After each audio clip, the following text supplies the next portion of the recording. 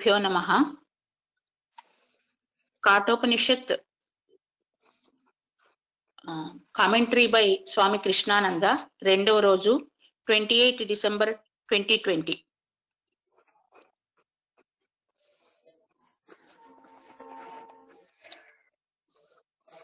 28వ తారీఖు కదా? Yes madam.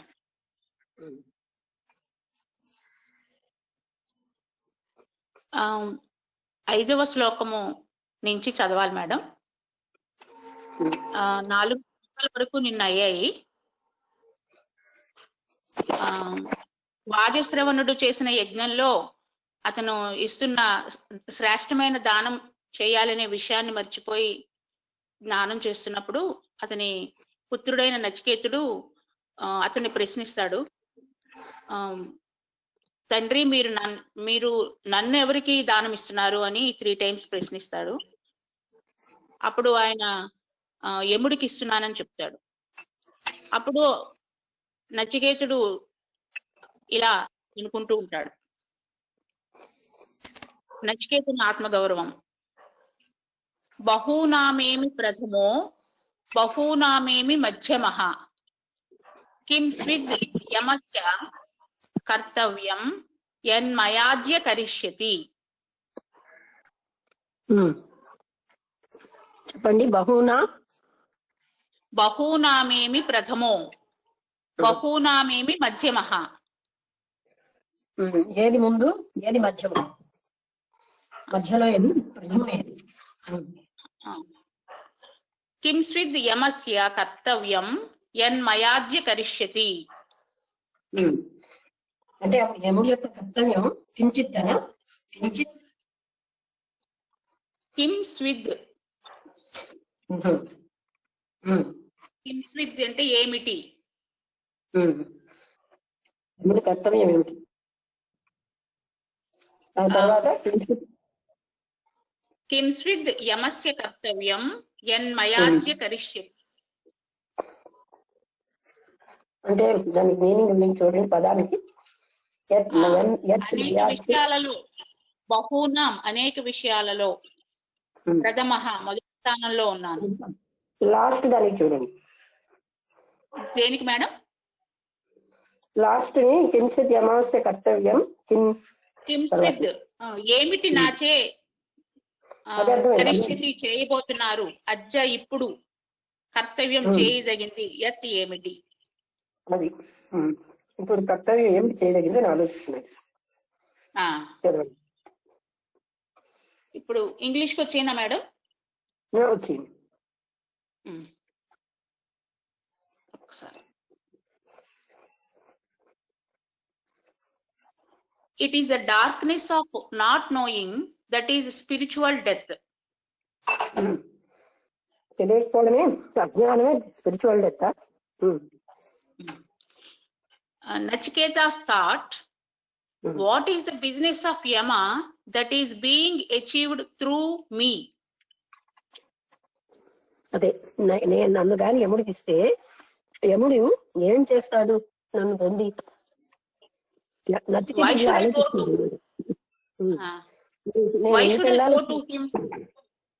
ఆయన దగ్గరికి నేను ఎందుకు వెళ్ళాలి? I have served my father well. నా తండ్రిని నేను బాగానే సేవించాను. I may be the first or at least the next, but not the worst. నేను ప్రథమంగానే ఉన్నాను, లేకపోతే ద్వితీయంగా ఉంటాను, కానీ మరి నీచంగా నేనేమి చెయ్యలేదు. What is the intention of his offering me to Yama? ఆయన ఉద్దేశం ఏంటి నన్ను యముడికి ఇవ్వడంలో? యముడికి ఏమో త్యాగం చేయాలంటే నన్ను ఆఫర్ చేయడంలో ఆయన ఉద్దేశం ఏంటి అని ఆలోచిస్తున్నాడు నచికేతుడు. తండ్రి ఉద్దేశం ఏంటి? 6th శ్లోకం అండి.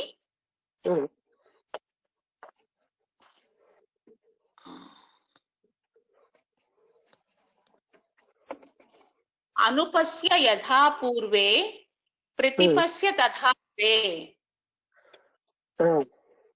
పూర్వం ఎలా అయితే అనుకుంటామో తర్వాత అదే జరుగుతుంది. అంటే అనుపస్య యథా పూర్వే, పూర్వే అంటే ముందు, ప్రతిపస్య తథా పరే, తర్వాత తథా అపరే ఇక్కడ ఉన్నవారు. సస్యమివ మత్స్యః పచ్యతే, సస్యమిహ సస్యమివ మత్స్యః సత్యమి. పచ్యతే, మృత్యః అంటే మానవులు ఇది సత్యమని చూస్తున్నారు. పచ్యతే సస్యమివాజాయతే పునః. పశ్యతే కాదా, పచ్యతేవా? పచ్యతే, పచ్యతే వేరు, పశ్యతే వేరు. చూస్తున్నారని కాదైతే. తర్వాత పచ్యతే సస్యమివాజాయతే పునః, సస్యమివాజాయతే పునః. పునః సత్యం అజాయతే, తిరిగి వచ్చేస్తుంది. చూద్దాం అసలు దాని మీనింగ్ ఏం చెప్పాడు చూడండి. పూర్వులు అను రీతిని యథా ఎలా ఉండేవారో, పశ్య చూడండి, తథా అలాగే, అపరే ఇక్కడ ఉన్నవారు, ప్రతిపశ్య ఆలోచన చెయ్యండి, మత్స్యః మనిషి, సస్యం ఇవ చెట్టు చేమల వల్లే, పచ్యతే నశిస్తాడు, పునః మళ్ళీ నశిస్తున్నాడని కదా. yes, పునః మళ్ళీ సస్యం ఇవ చెట్టు చేమల వల్లేనే, అజాయతే జన్మిస్తాడు. అంటే పూర్వం చేసిన వాళ్ళది ఇప్పుడు చేసిన వాళ్ళది చూడండి. అంటే మనిషి నశిస్తూనే ఉంటాడు చెట్టు చేమల్లాగా, మళ్ళీ వాటిలాగే పుడుతూ ఉంటాడు. ఎస్, ఆయన ఆలోచిస్తున్నాడు అంత చిన్నప్పటి నుంచి. ఎస్, ఇంగ్లీష్ చదవనండి. చదవండి. Well, whatever you have said is all right, he said to Gautama, added. గౌతముడితో అన్నాడు, సరే నువ్వు చెప్పిందంతా, whatever you have said to, you said is all right, రైటే, నువ్వు చెప్పిందంతా సరిగ్గానే ఉంది అని తండ్రి కదా గౌతముడు అతనితో చెప్తున్నాడు. డోంట్ విత్డ్రా యువర్ వర్డ్స్, నీ పదాల్ని నువ్వు మళ్ళీ వెనక్కి తీసుకోకు, అలాగనే ఉండు, నీ మాట మీదే ఉండు. Remember our ancestors who have adhered to truth always. మన పూర్వీకులను ఒకసారి గుర్తు పెట్టుకో, వాళ్ళు సత్యానికే కట్టుబడి ఉండేవారు. Let it be so, although it may be unpleasant. ఇప్పుడు కూడా అదే చేయి, ఇది బాగులేకపోయినా మనకి ఆనందంగా అన్ప్లెజెంట్ గా ఉన్నా ఇప్పుడు ఆ సత్యానికి నువ్వు కట్టుబడి పనిచేయి అని తండ్రితో చెప్తున్నాడు. Though you might have unwittingly in anger said it, don't take it back. నువ్వు కోపంలో ఉన్నా సరే, అంటే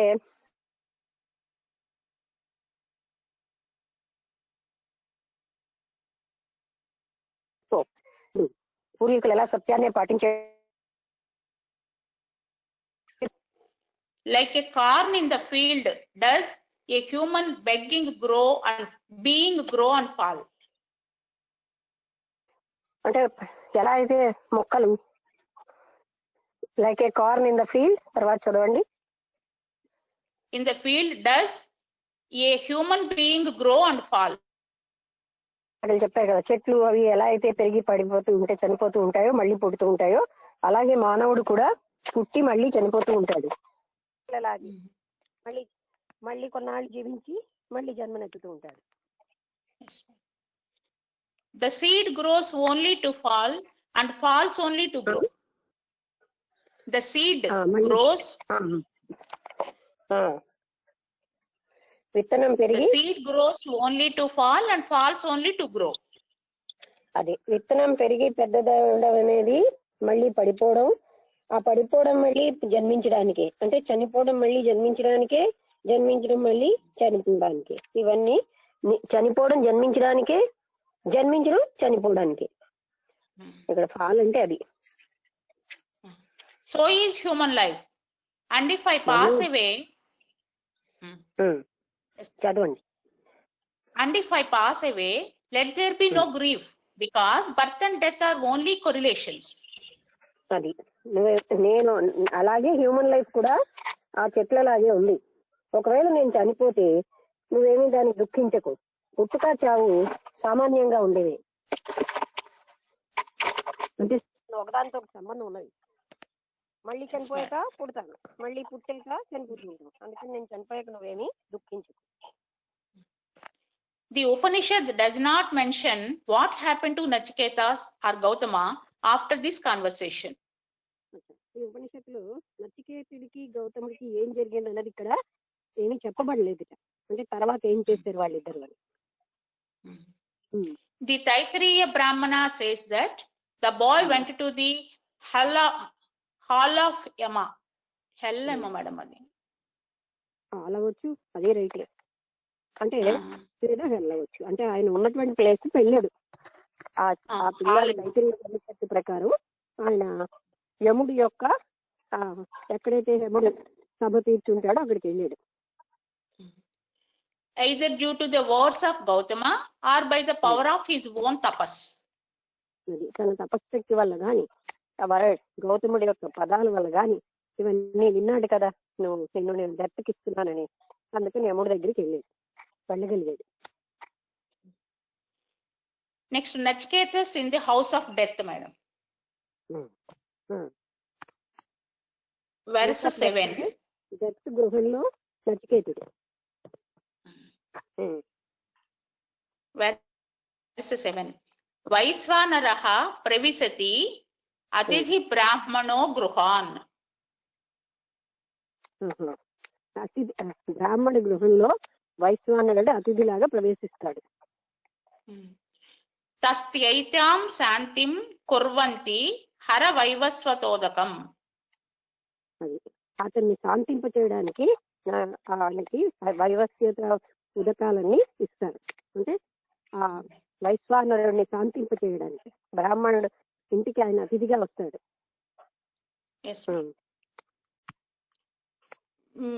తెలుగు ఒకసారి చదవమంటారా? అవసరం లేదా? అవసరం లేదు. అది కాంప్లికేటెడ్ గా ఉంటే చదవదురు కానీ ఇది కాంప్లికేటెడ్ గా లేదు. Okay madam. When Nachiketas reached the abode of Yama, Lord Yama was not there. అక్కడికి యముడు ప్లేస్ కి వెళ్ళేసరికల్లా, యముడున్న స్థలానికి ఇంటికి అక్కడ యముడు లేడు. This is a very important stage in the seeker's life. ఇది సాధకుల యొక్క జీవితంలో చాలా ముఖ్యమైనటువంటి స్థితి. అంటే మృత్యు దగ్గరకు వచ్చేసింది అనే స్థితిలో, మృత్యు ష్యూర్ అన్నమాట. ఆ పీరియడ్ చాలా ఇంపార్టెంట్ పీరియడ్ ఎవరికి? సాధకుల జీవితంలో. When the disciple goes to the Guru, the latter often does not welcome him but shows indifference. ఎప్పుడైతే శిష్యుడు గురువు దగ్గరికి వెళ్ళాడో ఆ శిష్యుడేమో గురువు అంత వేగంగా అతన్ని ఆహ్వానించడు, పట్టించుకోనట్టు ఉంటాడు. Sukha went to Janaka's court and was asked to wait. ఇప్పుడేమో జనకుడి దగ్గరికి వెళ్ళినప్పుడు కూడా జనకుడు అక్కడ నిరీక్షించు, కొంచెం వెయిట్ చేయని చెప్పాడు. కానీ వెంటనే అలాగనే దత్తాత్రేయుల వారి దగ్గరికి వెళ్ళినప్పుడు పరశురాముడు అలాగే ఆయన ఎవరు 1000 చేతులు ఉన్న కార్తవీర్యార్జునుడు వెళ్ళినప్పుడు కూడా వెయిట్ చేయించాడు. దత్తాత్రేయుల వారు వెంటనే ఏమో వచ్చావని అడగలే. అలా చాలా రోజులు ఆయన నిరీక్షించాడు. అంటే గురువు దగ్గర శిష్యుడు వెళ్ళగానే వచ్చావా అన్నట్టు మాట్లాడకుండా ఆయన్ని పట్టించుకోకుండా ఉంటాడు. There was no warm reception. అది అంటే ఎంతో వచ్చేటి ఆహ్వానం ఏమి ఉండదు, ఆయన బాగా రిసీవ్ చేసుకోడు. He was not told when the Guru would be available or even if he would be available at all. ఆయనకి ఎవరు ఏం చెప్పలేదు. ఎప్పుడు ఆ గురువు గారు తనకి ఎప్పుడు ఆ గురువు గారు ఫ్రీగా ఉంటారు, తను ఎప్పుడు కలవచ్చు అన్నది ఆయనకేమి చెప్పలేదు ఎవరు. But instead, great temptations were presented to him.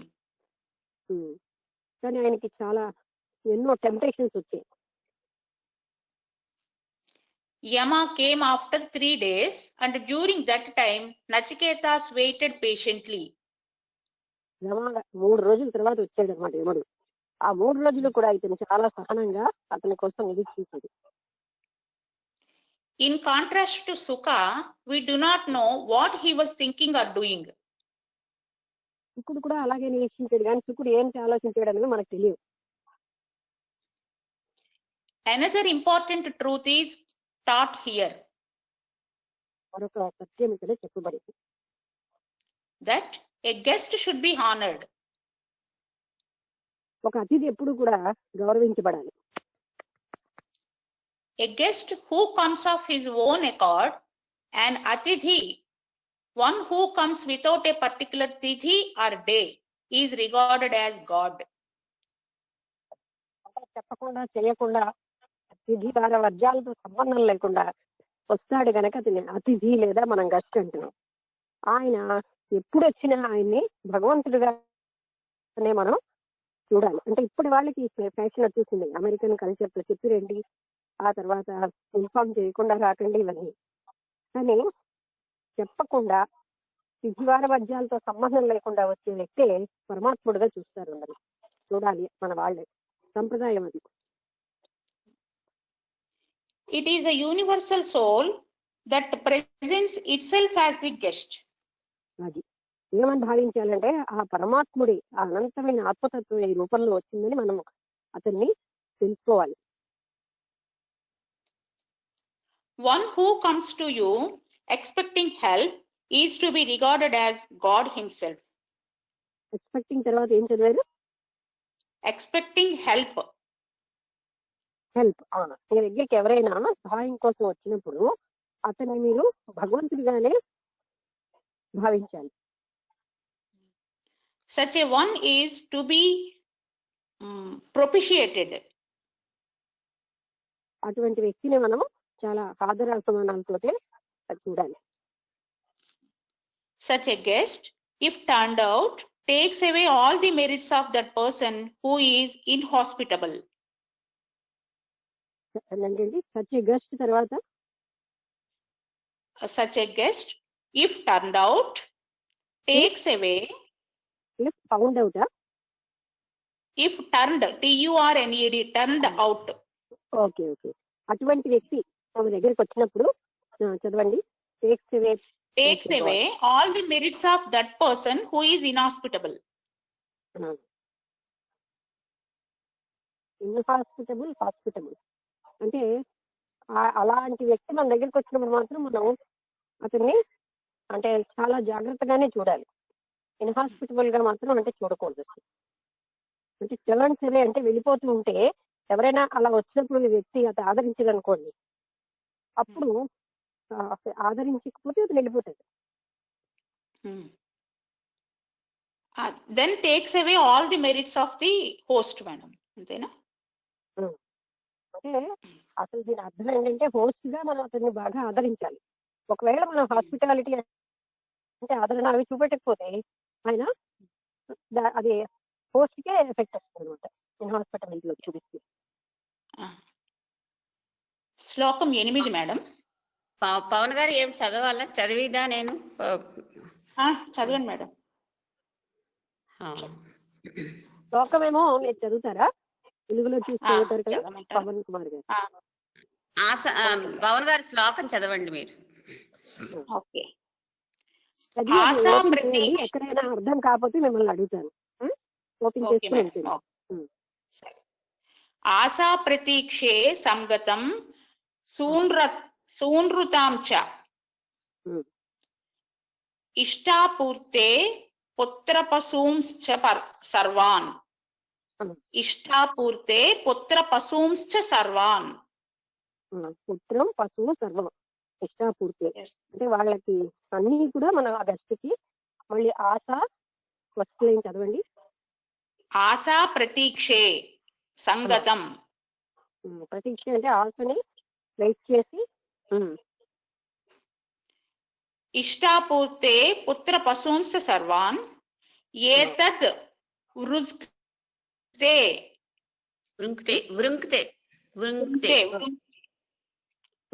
ఏతద్ వృంక్తే పురుషస్య అల్పమేధసో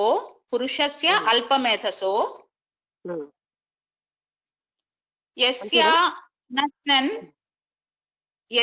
నస్నన్ వసతి బ్రాహ్మణో గృహే. 4 లైన్లు మేడం. అంటే వచ్చిన గెస్ట్ ఏదైతే అతను కోరితే సమస్తం ఆయనకి అర్పించేటట్టుగా మనం ఉండాలి. మీనింగ్ తెలుగులో చదవండి. అల్పమేధసః బుద్ధిహీనుడైన యస్య పురుషస్య ఏ మనిషి గృహే ఇంట్లో బ్రాహ్మణః పవిత్రుడు అనస్నన్ నిరాహారి అయి వసతి నివసిస్తాడో ఆశాహ ఆశలు ప్రతీక్షే ఆకాంక్షలు సంగతం పుణ్యఫలం సూనృతాం మధుర భాషణాఫలం ఇష్టాపూర్తే యాగఫలం సత్కర్మల ఫలం సర్వాన్ సమస్తము పుత్ర పశూంచ పుత్ర సంపద పశు సంపద ఏతత్ అన్నిటికీ వెంటే నశింపజేస్తాడు.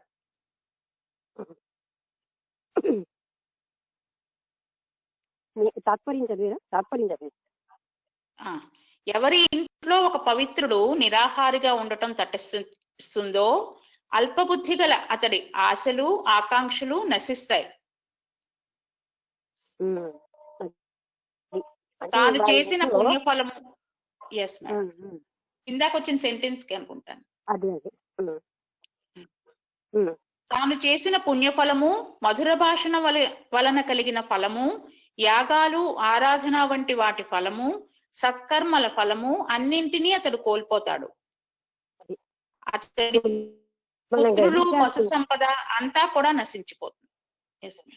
మనం గ్రహించాల్సింది ఏంటంటే ఎవరింటికైనా ఒక అతిథిగా బ్రాహ్మడు వచ్చినప్పుడు ఆయనని మనం సరిగ్గా చూడకపోతే ఇలాంటి హాని జరుగుతుంది సుమా అనేది చెప్తున్నారు. అంటే సమస్తము కోల్పోతాడు ఆయన.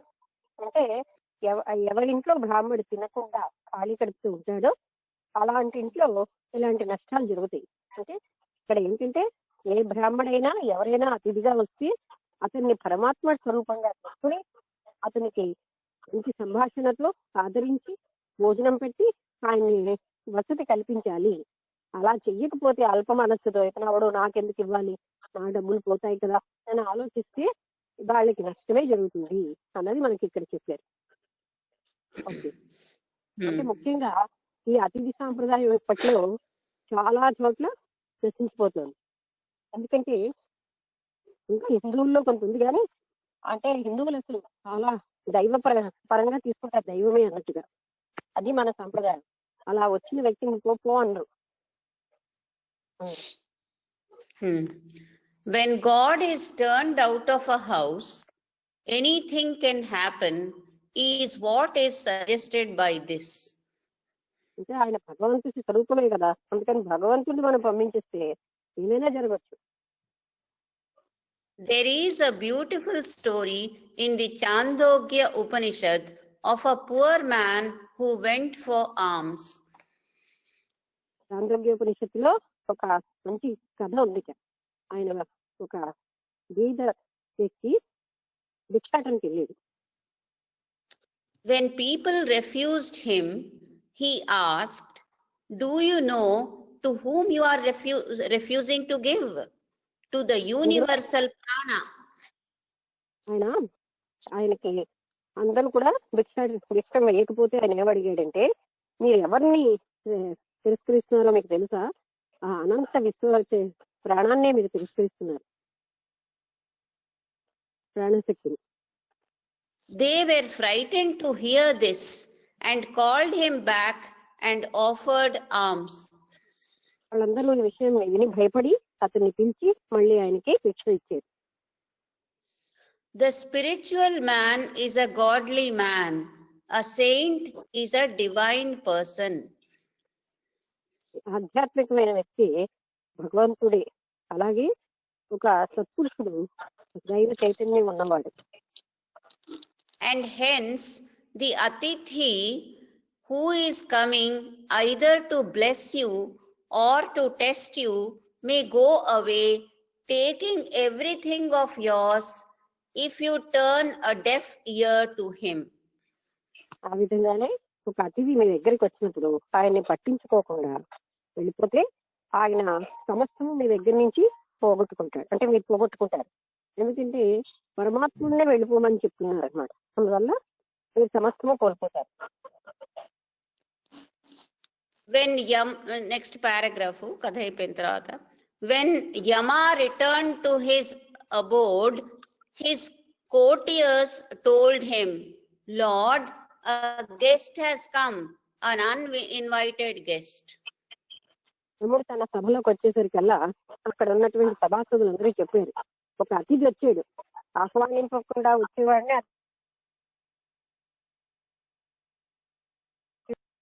Who is more important than he? He is God who has come as the universal fire. ఎవరు చెప్తున్నారు? యముడు చెప్తున్నారు. వాళ్ళే కోర్టియర్స్ తాలూకా సంభాషణ కంటిన్యూస్ అంశం. He is God who has come as the universal fire. ఆయన ఈశ్వర యొక్క అగ్నిలాగా, విశ్వాగ్నిలాగా ఆయన అంత గొప్పవాడు, అలా వచ్చినవాడు. Yama answered, please him, let him not burn, give him water. ఆయన్ని పిలవండి, ఆయన ఆకలితో ఉండకుండా ఆయనకి మంచినీళ్ళు ఇవ్వండి. When Yama presents himself before Nachiketas, the spirit of the Upanishad rises to great intensity. యముడు దగ్గరికి నచికేతుడు వచ్చినప్పుడు ఈ ఉపనిషత్తు ఏదైతే ముఖ్యంగా చెప్పబడిందో దాని తీవ్రత పుంజుకుంటుంది అనమాట. అంటే అసలు ఇక్కడే ఉంది, ఈ కఠోపనిషత్తు సారం అంతా నచికేతుడు యముడు సంవాదంలోనే ఉంటుందని చెప్తున్నారు. తర్వాత శ్లోకము, దాని 3 boons offered to Nachiketas శ్లోకం. 3 వరాలు ఇవ్వబడ్డాయి నచికేతుడు యముడి చేత. త్రిసో రాత్రిః అథవా గృహే మే సరిగ్గా త్రిసో రాత్రిర్యదవా గృహే మే నస్నెన్ బ్రహ్మన్న తిథిర్నమస్యః. బ్రహ్మన్న తిథిర్నమస్యః. బ్రహ్మతత్వం వదిలి గృహాలు ఇస్తాను. ఇంకా అది చదవండి, ఇంకేమిటి అర్థం కాదు. రాత్రికి అంటే రాత్రి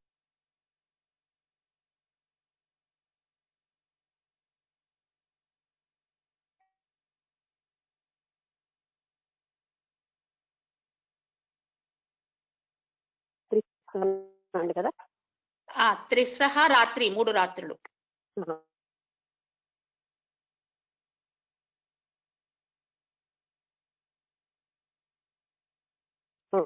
3 రాత్రులు టైం ఇవ్వండి.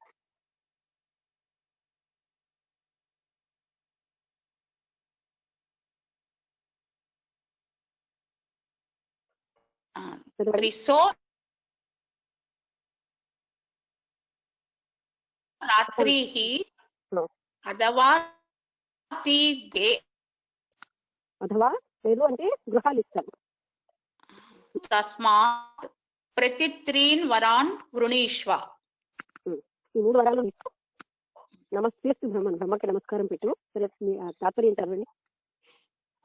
ఆరాధనీయుడా అతిథి, నమస్కరింపద పవిత్రుడైన ఓ బాలుడా, ఆ దోషం నాకు వాటిల్లకుండా నాకు కలుగుగా.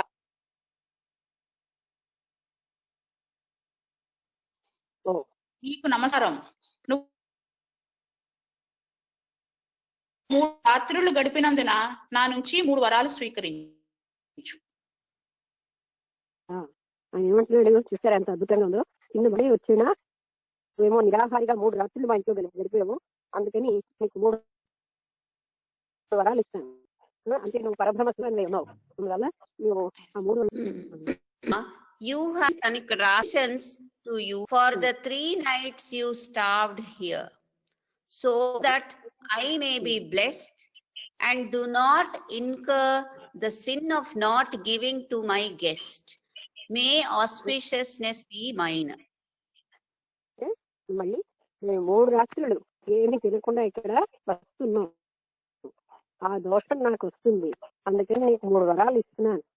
నీ యొక్క పవిత్రత అంటే నీవు నన్ను ఆశీర్వదించు, నీకేం కావాలి 3 వరాలు కోరుకో. ఎంత చూసారా ఎంత మర్యాదగా అతను అడుగుతున్నాడు. దాని అంటే పరబ్రహ్మ తత్వంగా చూస్తున్నాడు.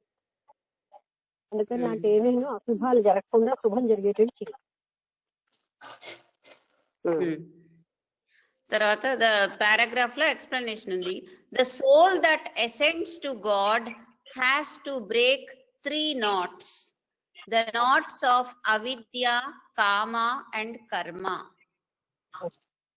ఒక ఆత్మ 3 రకాలైనటువంటి ముడులు పోగొట్టుకోవాలి. అవిద్య, కామ, కర్మ. ఈ 3 ముడుల్ని తెగొట్టుకుని ముందుకెళ్ళాలి. Corresponding to the 3 bodies, Sthula, Sukshma and Karana. స్థూల సూక్ష్మ కారణ శరీరాలకి సంబంధించినట్టుగా అవిద్య తర్వాత కామ, కర్మ ఈ 3 నుంచి ఆయన బయటపడాలి.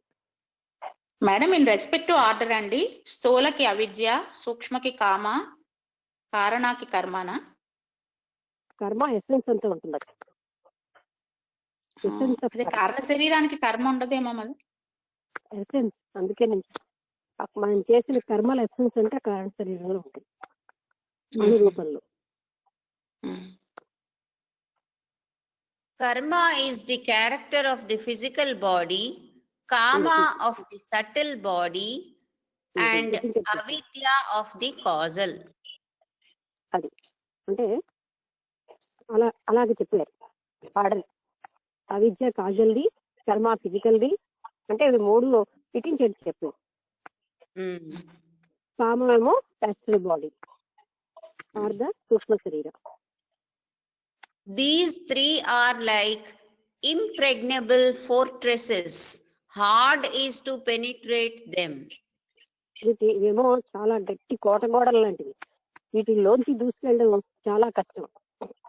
అయితే కారణ శరీరంలో చనిపోయిన తర్వాత ఎసెన్స్ ఆఫ్ ఆల్ కర్మస్ ఒక యాటమ్ గా పర్మనెంట్ యాటమ్ గా ఉండి నెక్స్ట్ బర్త్ క్యారీ అవుతాయి. Okay, They are called the Tripura of the 3 demons of ignorance, desire and action. అది ఇగ్నోరెన్స్, డిజైర్ అంటే అజ్ఞానం, అవిద్య, కామ, కర్మ. ఈ 3 మనం త్రిపురాలుగా అంటాం. ఈ 3 మనం అధిగమించాలి. The only way of liberating oneself from them is fasting.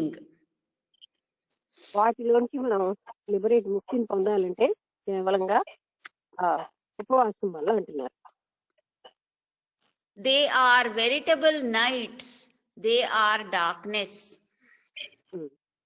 అవి అంధకారంలో అంటే అజ్ఞానంలో ఉంటాయి.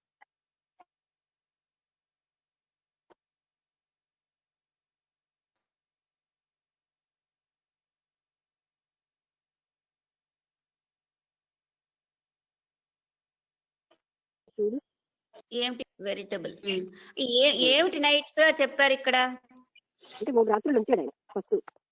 అవి ఆయనకి అంటే ఎందుకు ఉంచారు అనే దానికి వీళ్ళు ఎక్స్ప్లెనేషన్ ఇస్తున్నారు. ఎందుకు ఉంచారంటే 3 రకాలైనటువంటి ఛేదించాలి ఒక కోటగోడని.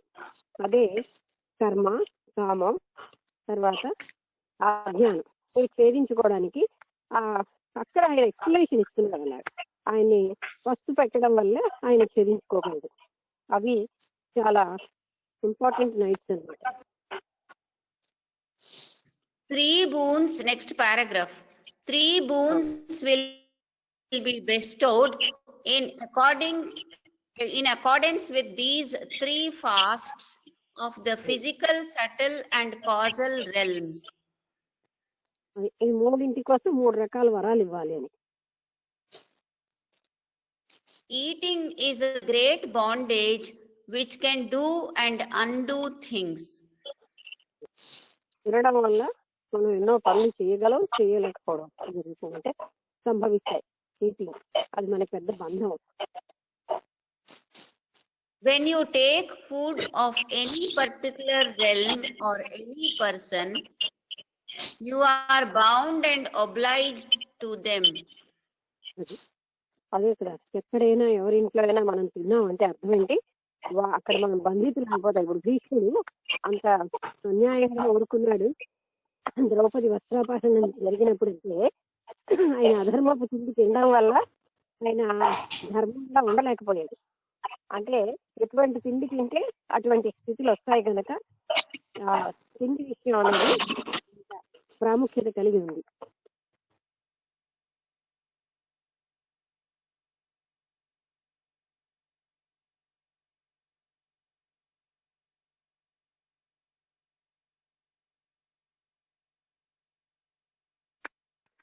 అందుకే మనం చాలా మందికి హోటల్లో ఈ కాలం ప్రజలుగా కూడా అది రేట్ కాదు. ఎందుకంటే వాళ్ళకి 5 స్టార్ హోటల్ మామూలుగా ఏంటంటే వాళ్ళు మంచి సంకల్పంతో, వీళ్ళందరూ బాగుండాలనే సంకల్పంతో చేయరు. ఇంట్లో వాళ్ళు వండితే ఒక మంచి సంకల్పాలతో చేస్తారు. అది అంత టేస్టీగా ఉన్నా లేకపోయినా. సో మనం ఎప్పుడు ఇంటి భోజనానికి ఎక్కువ వెయిట్ ఇవ్వాల్సిన అవసరం ఉంది. ఎందుకంటే ఇది హిడెన్ సైడ్ ఆఫ్ ఏంటంటే సంకల్పాలు అవి జోడించబడతాయి. తర్వాత ఎవరి దగ్గర తింటున్నామో వాళ్ళకి బంధితులు ఎవరైనా ఏదైనా ఇస్తే మనం వాళ్ళకి లోన్ అయిపోవాల్సి వస్తుంది. అలాగే ఆ దోషాలు కూడా వస్తాయి. When you take food of any particular on all these levels of being, there are temptations of various kinds. అది ఇలాంటివన్నీ ఉంటే టెంప్టేషన్స్ రకరకాలుగా ఉంటాయి మనకి. The free person is he who does not get bound by them by not accepting gifts.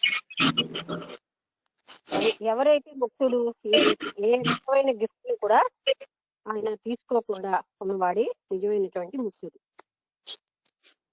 When you take something from someone, you must return it to him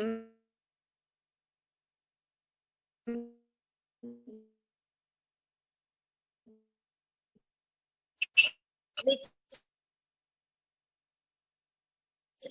obligation brings you rebirth. ఎవరి నుంచి ఏమైనా తీసుకుంటే ఇవ్వాల్సి ఉంటుంది.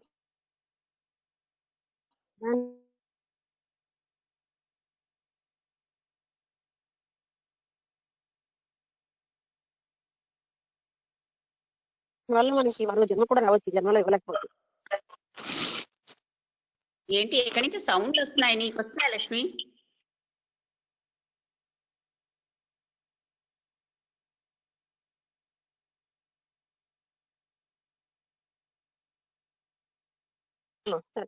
నాకు తెలియదు. చూసిదా ఎవరైనా unmute?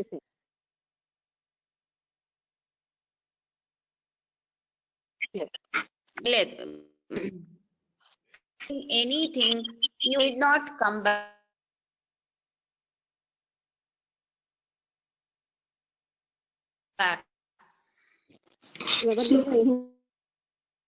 కాకపోతే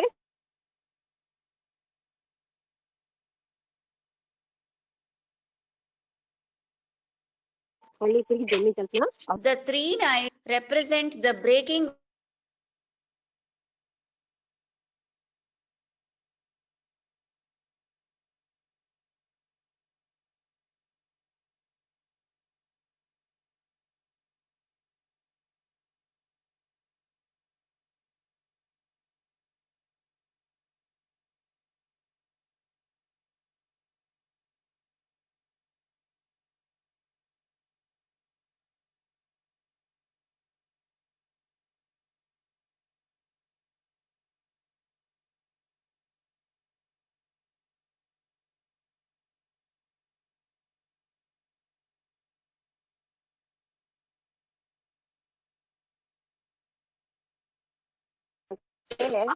భౌతిక శరీరానికి తిండి పెట్టకపోవడమే మనం ఏంటంటే ఈ ఉపవాసాలు నిరాహార దీక్షల్లో చేస్తున్నాం.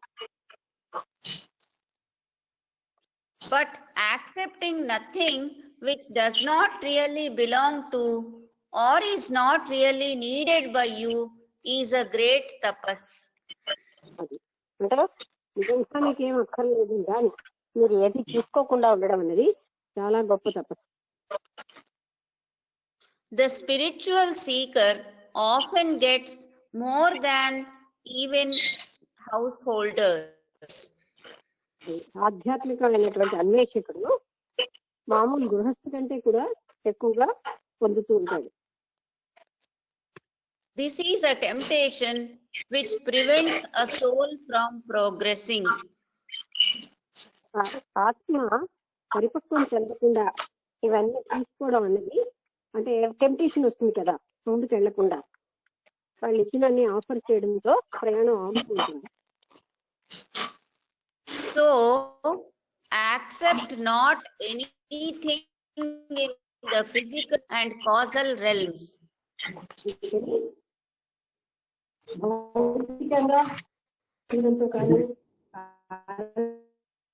శరీరంతో కానీ ఏమి తీసుకోకపోవడం చాలా గొప్పది.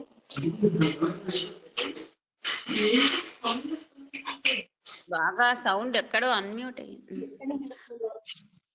అది ఎవరు మాటలు కూడా వినిపిస్తున్నాయి. ఒక్క నిమిషం చూద్దాం.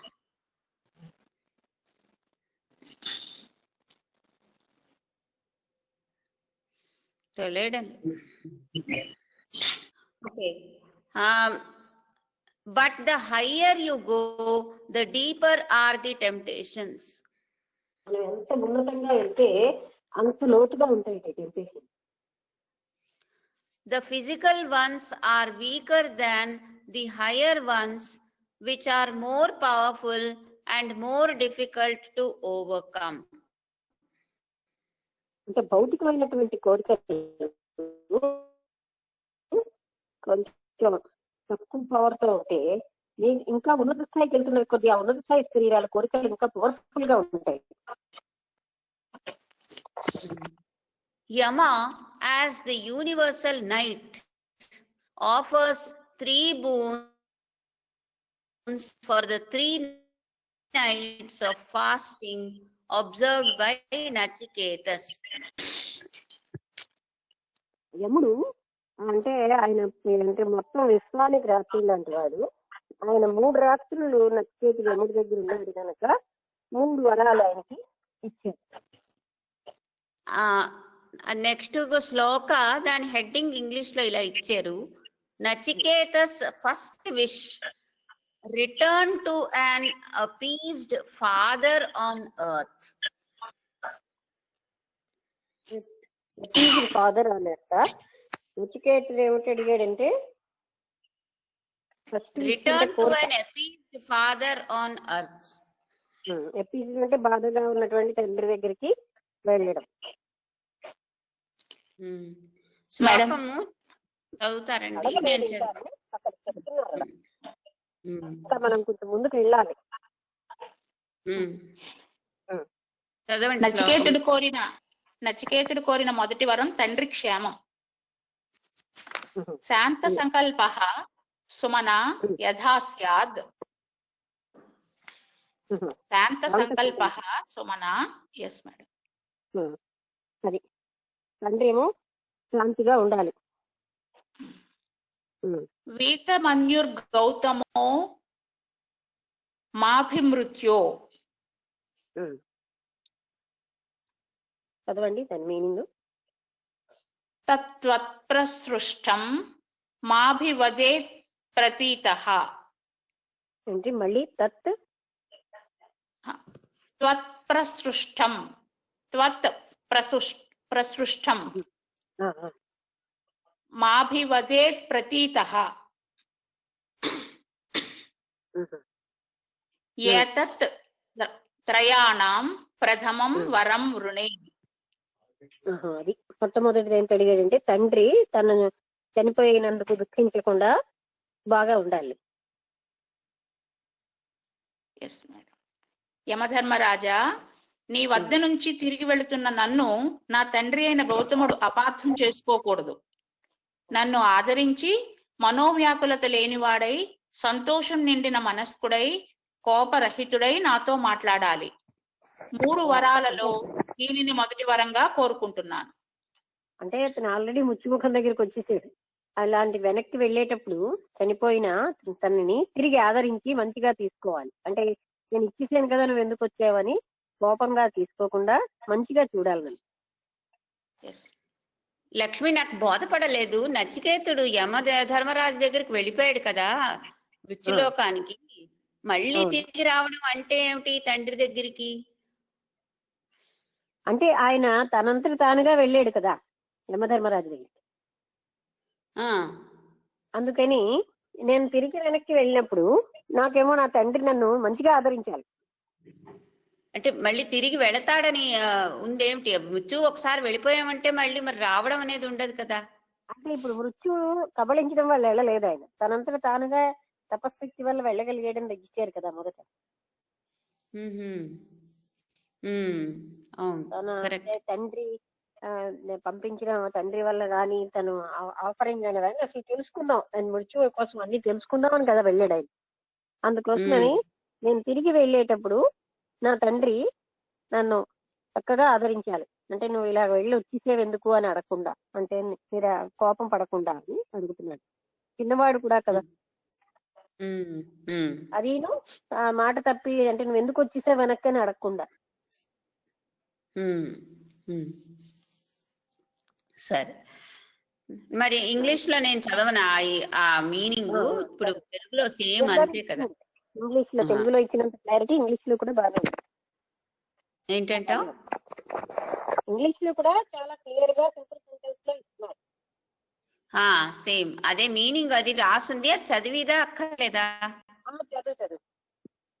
As the first gift, O Lord, offer this to me.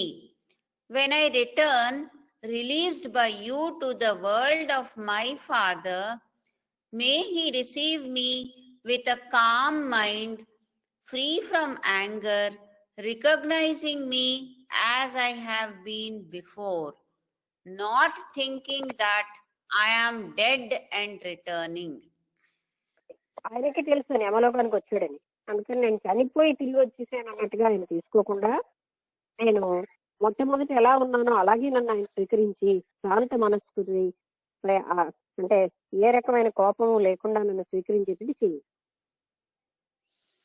This implies that Nachiketas must return, and when returned should be recognized. అన్నట్టుగా ఆయన వెళ్తాడు అన్నది షూర్ గా ఉంది. రెండోది వెళ్ళినప్పుడు తనని గుర్తించాలి. ఏదో చచ్చిపోయినటువంటి ఆత్మ వచ్చినట్టుగా కాకుండా ముందున్న నచికేతుడుగానే ఆయన నన్ను తీసుకోవాలి. He wants normal circumstances to prevail when he returns. తను వెనక్కి వెళ్ళిపోయినప్పుడు సామాన్యమైన పరిస్థితులే ఉండాలి అని ఆయన కోరాడు. This is the result of fasting for one night. ఇది ఈ విషయము ఒక రోజు ఫాస్టింగ్ వల్ల వచ్చింది. One becomes normal in a spiritual sense, and the world from which the soul rose accepts it truly. అంటే మళ్ళీ చదువు. One becomes normal in One becomes normal in a spiritual sense, and the world from which the soul rose accepts it truly. అంటే ఆ ఏ ప్రపంచం నుంచి తను బయటకు వచ్చాడో ఆ పరిస్థితులు పరిసరాలు కూడా తనని యాక్సెప్ట్ చేయాలి నిజంగా. Many believe this verse to mean that by power of fasting, austerity, etc., a seeker can gain world renown.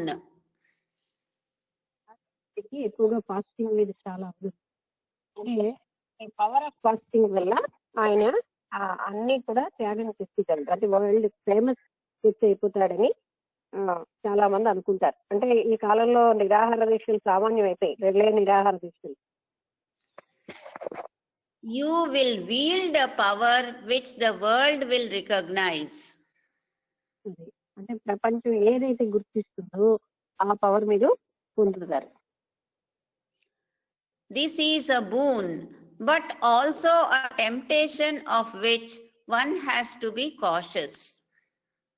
ఇది ఒక వరమే గాని ఈ వరంతో చాలా జాగ్రత్తగా ఉండాలి. ఎందుకంటే ప్రపంచం యొక్క ఫేమ్ వచ్చేసరికల్లా చాలా ఇంక మనం చాలా జాగరూకతతో ఉండాలి. A person who was just a part of the world now becomes a world figure. ప్రపంచంలో భాగంగా ఉన్నవాడు ఇప్పుడు ప్రపంచ ప్రఖ్యాత వ్యక్తిగా అయిపోతున్నాడు. Every seeker will have to pass through this stage, and to each one it will come in a different shape. అంటే ఈ ప్రపంచ ఖ్యాతి తెచ్చిపెట్టే ఇలాంటి విషయాలు అంటే కీర్తి ప్రతిష్టలు ప్రతి సాధకుడు దీన్ని గ్రహించాలి. ఒక్కొక్కడికి ఒక్కొక్క రూపంలో వస్తాయి. నచ్చేతులకు వచ్చినట్టుగా ఫస్టింగ్ వాళ్ళు రావు, మరొక రకంగా వస్తుంది. ఆ కీర్తిని కూడా వదిలిగలగడం రావాలి. అంటే మెయిన్ అర్థం ఇదే కదా, అసలైన అర్థం. కీర్తిని వదలగం అంటే కీర్తిని చూసి మనం ఆకర్షితులు అవ్వకుండా, చాలా మంది అక్కడే ఆగిపోతారు కదా, అందరూ నన్ను బాగా గొప్పవాళ్ళు అనిస్తున్నారని వదిలేస్తారు. ఆ కీర్తిని ఏమీ కాకుండా తృణప్రాయంగా వదిలేయగలగాలి. నెక్స్ట్ పారాగ్రాఫ్ లో, to give an example, there was a mahatma in the regions above Gangotri. అదే గంగోత్రి పైన ఒక మహాత్ముడు ఉండేవారు పై ప్రదేశాలలో. For more than 20 years, he did not even come to the village. Such was his vairagya. 20 సంవత్సరాలు అయినా సరే ఆయన ఆ గ్రామానికి రాలేదు. అంటే భిక్షాటనే కానీ దేనికి, అతని వైరాగ్యం అలాంటిది అని చెప్తున్నారు. But suddenly desire arose in his mind to go and preach to the world. ఆయనకి మాకు ఆ కోరిక వచ్చింది, నేను వెళ్ళి ఈ ప్రపంచానికి బోధ చెయ్యాలి అన్న కోరిక ఆయనలో ఉదయించింది. Of course, his retreat must have done some good, because no tapas goes without effect. అంటే ఆయన అక్కడికి రావడం వల్ల కొంత మంచి జరిగింది, ఎందుకంటే అది ఏ తపస్సు ఏ ఫలితం లేకుండా ఉండదు. Such a temptation also came to the Buddha. బుద్ధుడికి కూడా అలాంటిదే వచ్చింది. ఆయన జ్ఞానాన్ని పొంది జ్ఞానం 10 మందికి ఇవ్వాలన్నది. Mara, M-A-R-A, మరి తెలియదు. Mara said to him, you have... అచ్చా, మారా అంటే MUDA. Mara said to him, you have attained the highest. Go and preach to the world. నువ్వు చాలా గొప్పదాన్ని పొందేవు, నువ్వు వెళ్ళి ప్రపంచానికి బోధించు. If one yields to this, he returns before reaching the topmost level. ఒకవేళ కానీ ఒక వ్యక్తి ఈ స్థితికి వచ్చాక ఆయన అంటే టాప్ మోస్ట్ లెవెల్ కి చేరడానికి ముందు, మళ్ళీ చదవాలి. If one yields to this, he returns before reaching the topmost level. Continuous చేస్తాను అక్కడ సెంటెన్స్. ఫీలింగ్ ఉన్నత స్థాయికి వెళ్ళక ముందు వ్యక్తి గాని ఈ రకంగా దాన్ని ఫీల్డ్ అంటే లోన్ అయిపోతే, అంటే నువ్వు వెళ్ళి బోధ చెయ్యి అనే దానికి లోన్ అయిపోతే, he returns before reaching the topmost level, feeling a satisfaction that the world recognizes him, and spiritual pride takes over. ప్రపంచం నన్ను గుర్తించేసింది, ఎంతో కీర్తి వచ్చేసింది అంటే అప్పుడు వాళ్ళకి ఆధ్యాత్మికమైన అహంకారం వచ్చేస్తుంది. నేనే ఎంతో బాగా చెప్పేస్తున్నాను, నాకే ఎంతో జ్ఞానం ఉంది అన్న అహం వచ్చేస్తుంది. It is difficult to truly transcend this stage. ఇలాంటి స్థితిని అధిగమించడం, ఎందుకంటే కీర్తిని అధిగమించడం చాలా కష్టం. అంటే ఏ అనామకంగా జీవించాలంటే ప్రతివాడు నన్ను ఎక్కువ అనుకోవాలి, నాకే జ్ఞానం ఉందనుకోవాలి అనేది సాధకుడికి చాలా కష్టమైన స్థితి. ఆ కీర్తిని అధిగమించడం, కీర్తిని గడ్డిపోతున్నా చూడడం చాలా కష్టమైన స్థితి సాధకుడికి. And it is doubtful if there is anyone now who has done it. ఇది చాలా అంటే అలా ఇతను చెప్తున్నాడు కానీ బుద్ధుడు లాంటి వాళ్ళు మాత్రం కేవలం లోకం కోసమే వచ్చారు. అంటే బుద్ధుడిని అక్కడ ఎగ్జాంపుల్ గా చెప్పడం రైట్ కాదు. కారణం ఏంటంటే ఆ లోకానికి అవతార పురుషుడిగా ఆయన జాగరూకం చేయడానికి వచ్చాడు. కృష్ణుడు గాని బుద్ధుడు గాని రాముడు గాని ఎందుకు ప్రజల్లో ఉన్నారంటే ప్రజలను చేతనం చైతన్యవంతులు చేయాలి, అజ్ఞానం నుంచి బయటపడేయాలి. అందుకని ఒక పర్పస్ వచ్చేది. అందుకని ఇక్కడ ఆ బుద్ధుడు ఎగ్జాంపుల్ ఎవరో కొంతమంది టెంప్ట్ అవుతారు. ఆయన టెంప్టేషన్ అన్నిటికీ అతీతమైపోయిన వాడు. తన రాజభోగాలు సమస్తం వదిలేసాడు. ఆయన ఎందుకు టెంప్ట్ అవుతాడు? చిన్న వయసులోనే వదిలేసాడు. అది కాదు, అలాంటి అవి నేను ఖండిస్తాను. అర్థమైందా? అంటే కరెక్ట్ కాదు, 100% రైట్ కాదు రాసినది. ఎందుకంటే అక్కడ బుద్ధుడు ఎగ్జాంపుల్ ఇస్తున్నట్టు చాలా బాధాకరంగా ఉంది. ఎందుకంటే బుద్ధుడు ఎంత త్యాగం చేసి సమస్యలు ఏమీ కాదనుకుని రాజ్యభోగాలే ఆయనకి తండ్రి అస్సలు ప్రపంచం తెలియకుండా పెంచినా ఆయన వాటిలో మునిగిపోలేదే. అలాంటి వాడు కీర్తి కోసం ఎందుకు ఆ కీర్తి అక్కడే వచ్చింది. అది మాత్రం బుద్ధుడు ఎగ్జాంపుల్ రైట్ కాదు. వాళ్ళు కారణ పురుషులు అంటే కారణజన్మ అంటే పర్పస్ తో ప్రజలందరికీ బోధించడానికి వచ్చారు.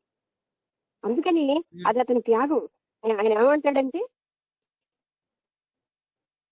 ప్రతి ప్రాణి నిర్వాణ స్థితికి వచ్చే వరకు నేను వెయిట్ చేస్తానంటాడు. అంత కారుణ్యము. అంత అలాంటి వాడు తనకి టెంప్టేషన్. నాకు ఎందుకంటే ఒక కోపంతో బాధ లాగా వస్తుంది. ఒక అన్యాయంగా మాట్లాడితే నాకు బాధ తప్ప కదా. అంత జయించిన వాళ్ళని ఎగ్జాంపుల్ ఇక్కడ తేవడం ఏమిటి? ఇప్పుడు కొంతమంది కీర్తి దగ్గర ఆగిపోతారు. ప్రతి ఒక్కరూ కాదు. రాముడు కృష్ణుడు కోసం ప్రజల్లోకి వచ్చారా? అదంత తప్పుగా ఉంది. అవును, ఇలాంటి చోటే వీళ్ళకి కొంచెం అంటే ఎవరైనా రివ్యూ రాస్తే రైటర్ యొక్క స్థితి మనకి తెలిసిపోతుంది. అలాగే అదేదో ఫాస్టింగ్ కోసం దానికి అలాంటి కారణాలు చెప్తున్నారు. ఆయన 3 రాత్రులు ఉంచాడు. శిష్యుడు మీద ఎంత సహనం ఉంది పరీక్షించుతాడు గురువు. మరి శుకుడు కూడా అలాగే కదా. అలాగే అష్టావక్రుడు జనకుడి దగ్గరికి వెళ్ళినప్పుడు కూడా అదే అనమాట పరీక్షిస్తాడు శిష్యుడు. అక్కడ ఆ ఫాస్టింగ్ ఇది కారణం అని చెప్పడం కూడా కొంత అజ్ఞానంగానే అనిపిస్తుంది. It would be a rise to universal renown and universal knowledge. ఇది ఇక్కడతో ఇది అయిపోయింది. ఇంకా నెక్స్ట్ శ్లోకం మనం గ్రహించాల్సింది ఏంటంటే సాధారణంగా ప్రతి సాధకుడికి అన్నది అడుగుతుంది, ప్రపంచం కీర్తిస్తుంది. ఆ ప్రపంచ కీర్తిలోంచి బయటపడడం దగ్గర సామాన్యులు ఎవరు చేయరు. ఎందుకంటే అది చాలా ఎక్కువగా బాగుందని ఉండిపోతారు. అది ఇక్కడ చెప్తున్నారు. ఆ కీర్తిని వదులుకోవడం. ఇప్పుడు చూడండి, ఎంతో మంది స్వామీజీలు అవి చేస్తున్నది అదే కారణం. కీర్తిని వదులుకోలేదు.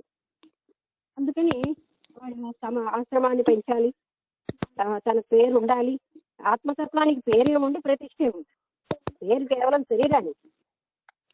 ఈ కోరిక ఉన్నదంటే అర్థం ఏమిటి? అక్కడ ఇంకా అజ్ఞానం ఉంది. అది మనలాంటి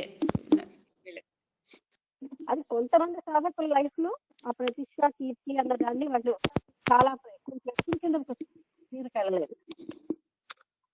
ప్రతి సాధకుడు కాదు, బుద్ధుడు కృష్ణుడు రాముడు అలాంటి వాళ్ళు నా ఎగ్జాంపుల్ ఇవ్వకూడదు.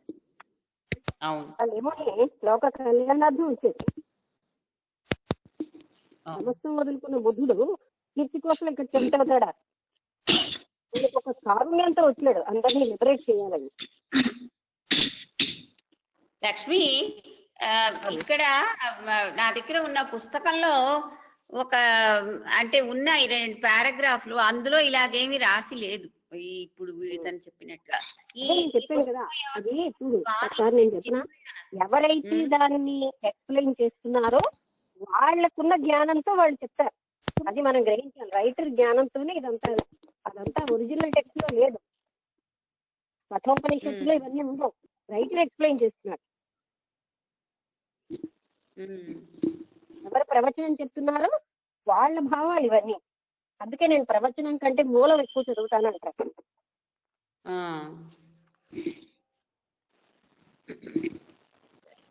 నెక్స్ట్ శ్లోకం. ఇంకా శ్లోకం నంబర్ శ్లోకం లక్ష్మి, ఎవరు? శారద చెప్పు. నేను శారదనే. ఇప్పుడు ఎవరైనా సరే ఆత్మజ్ఞానం పొందిన వారు మిగతా సాధకుల కోసం ఏదైనా చెప్దాం అనుకుంటే అప్పుడు అది డిజైర్ అయిపోతుందా? అంటే అక్కడ డిఫరెంట్ గా ఉంటుంది. ఎందుకంటే వాళ్ళ స్థితితో కీర్తించారు, కీర్తికి ప్రాముఖ్యం ఇచ్చారు అనుకోండి. అంటే అదే కదా ఇక్కడ చెప్పేది, లోక ప్రతిష్ఠ కోసం ఆ ఉద్దేశం ఉంటే అది డిజైర్. కీర్తికాంక్షతో చెప్పి వాళ్ళు బయట వెళ్ళరు. ఇక్కడ బుద్ధుడు లోక ప్రతిష్ఠ కోసం చెప్పినట్టు ఏం లేదు, just he got the desire. So then మరా సెడ్ గో అండ్ ప్రీచ్. చూడు, ఆ చెప్పిన ఆయన బుద్ధుడిని అలాగే ఎగ్జాంపుల్ గా తీసుకున్నాడు. చెప్పింది ఎవరు? Writer. But it did not happen in you say that it did not happen in అంటే బుద్ధుడి జీవితంలో అలా జరగలేదా తనకి? అంటే తను వెళ్ళిపోయి ఉన్నాడు కదా అరణ్య ఇక్కడ బోధి వృక్షం కింద చాలా సంవత్సరాలు. అంటే నాకు బాగా తెలియదు. కానీ then after some time only he got the desire to teach to the others. దాని డిజైర్ అనాలా ఏమనాలి? డిజైర్ కాదు. ఆయన ఎందుకు వెళ్ళాడంటే మానవాళి యొక్క ఎంతమంది మహర్షులు ఆయన జ్ఞానబోధ చేసినా మానవాళి దుఃఖాన్ని పోయే మార్గాలు చెప్పమంటాడు. వాళ్ళు చెప్పలేమంటారు. వాళ్ళు ఎన్నో బోధనలు చేస్తారు కానీ మానవాళి దుఃఖాన్ని తీసేయడానికి అప్పుడు తనంతా తను మెడిటేట్ చేస్తాడు. అప్పుడు ఆయనకు తెలుసు ఆ వెళ్ళడానికి తన్ని డ్రైవ్ చేసినది ఆ ఆలోచన పేరు డిజైర్ అనాలా ఏమనాలి దాన్ని? మానవాళి కంపాషన్ టువర్డ్స్ ఆల్. అందుకని డిజైర్ కాకుండా మరి కంపాషన్ కూడా డిజైర్ తోనే కదా ఎవరైనా. అంటే ఇక్కడ డెఫినిషన్స్ మరి ఏదో డిఫరెంట్ గా ఉన్నాయేమో. ఎవరికైనా మనకైనా ఇద్దాం అనిపిస్తుంది అనుకో, వాళ్ళు ఒంట్లో బాగోలేదని, అప్పుడు దాన్ని డిజైర్ అనాలా? Not for him, not for his people, for the entire humanity మీద ఉన్న కంపాషన్ తో పెట్టినది అది. ఆ కంపాషన్ ఏమంటాం మనం? అదేం డిజైర్ ఏంటిది? ఒకవేళ దానికి డిజైర్ అని పేరు పెట్టినా మనకు పర్వాలేదు. ఆ డిజైర్ అన్న పేరుతో ఏం మన బంధించబడలే. సత్య కంపాషన్ ప్రజలందరూ కూడా, అంటే మొత్తం మానవాళ్ళంతా దుఃఖంలో తీసేయాలన్న తపనతో వెళ్ళాడు. ఆ తపన వల్ల వాళ్ళని మళ్ళీ తిరిగి వచ్చి ఆ తపన వల్ల వాళ్ళకి అందరికీ బోధించాడు, ఈ కోరిక మీకు దుఃఖానికి మూలమై ఉంది అని. ఆయన వెళ్ళిందే ఫర్ ద పీపుల్. అంటే ఇక్కడ డిజైర్ ఏంటంటే మన కోసం, మన ఫ్యామిలీ కోసం ఏదో మనము అనుకుంటున్న దానికోసం చేస్తున్నది డిజైర్, చేద్దాం అనుకున్నది. లేకపోతే అవతల వాళ్ళ కోసం చేద్దాం అనుకున్నది కంపాషన్ అని మనం డిఫైన్ చేసుకోవచ్చు. ఇప్పుడు అర్జునుడి శోకం యోగం ఎందుకైంది? అర్జునుడు తన కోసం అని బాధపడలేదు, అందరి కోసం బాధపడ్డాడు. అందుకని అది యోగం అయిపోయింది. అర్జునుడు నా వాళ్ళు పోతున్నారని బాధపడ్డాడు. నా వాళ్ళు అనడంలో నేను చంపలేను అని బాధపడ్డాడు.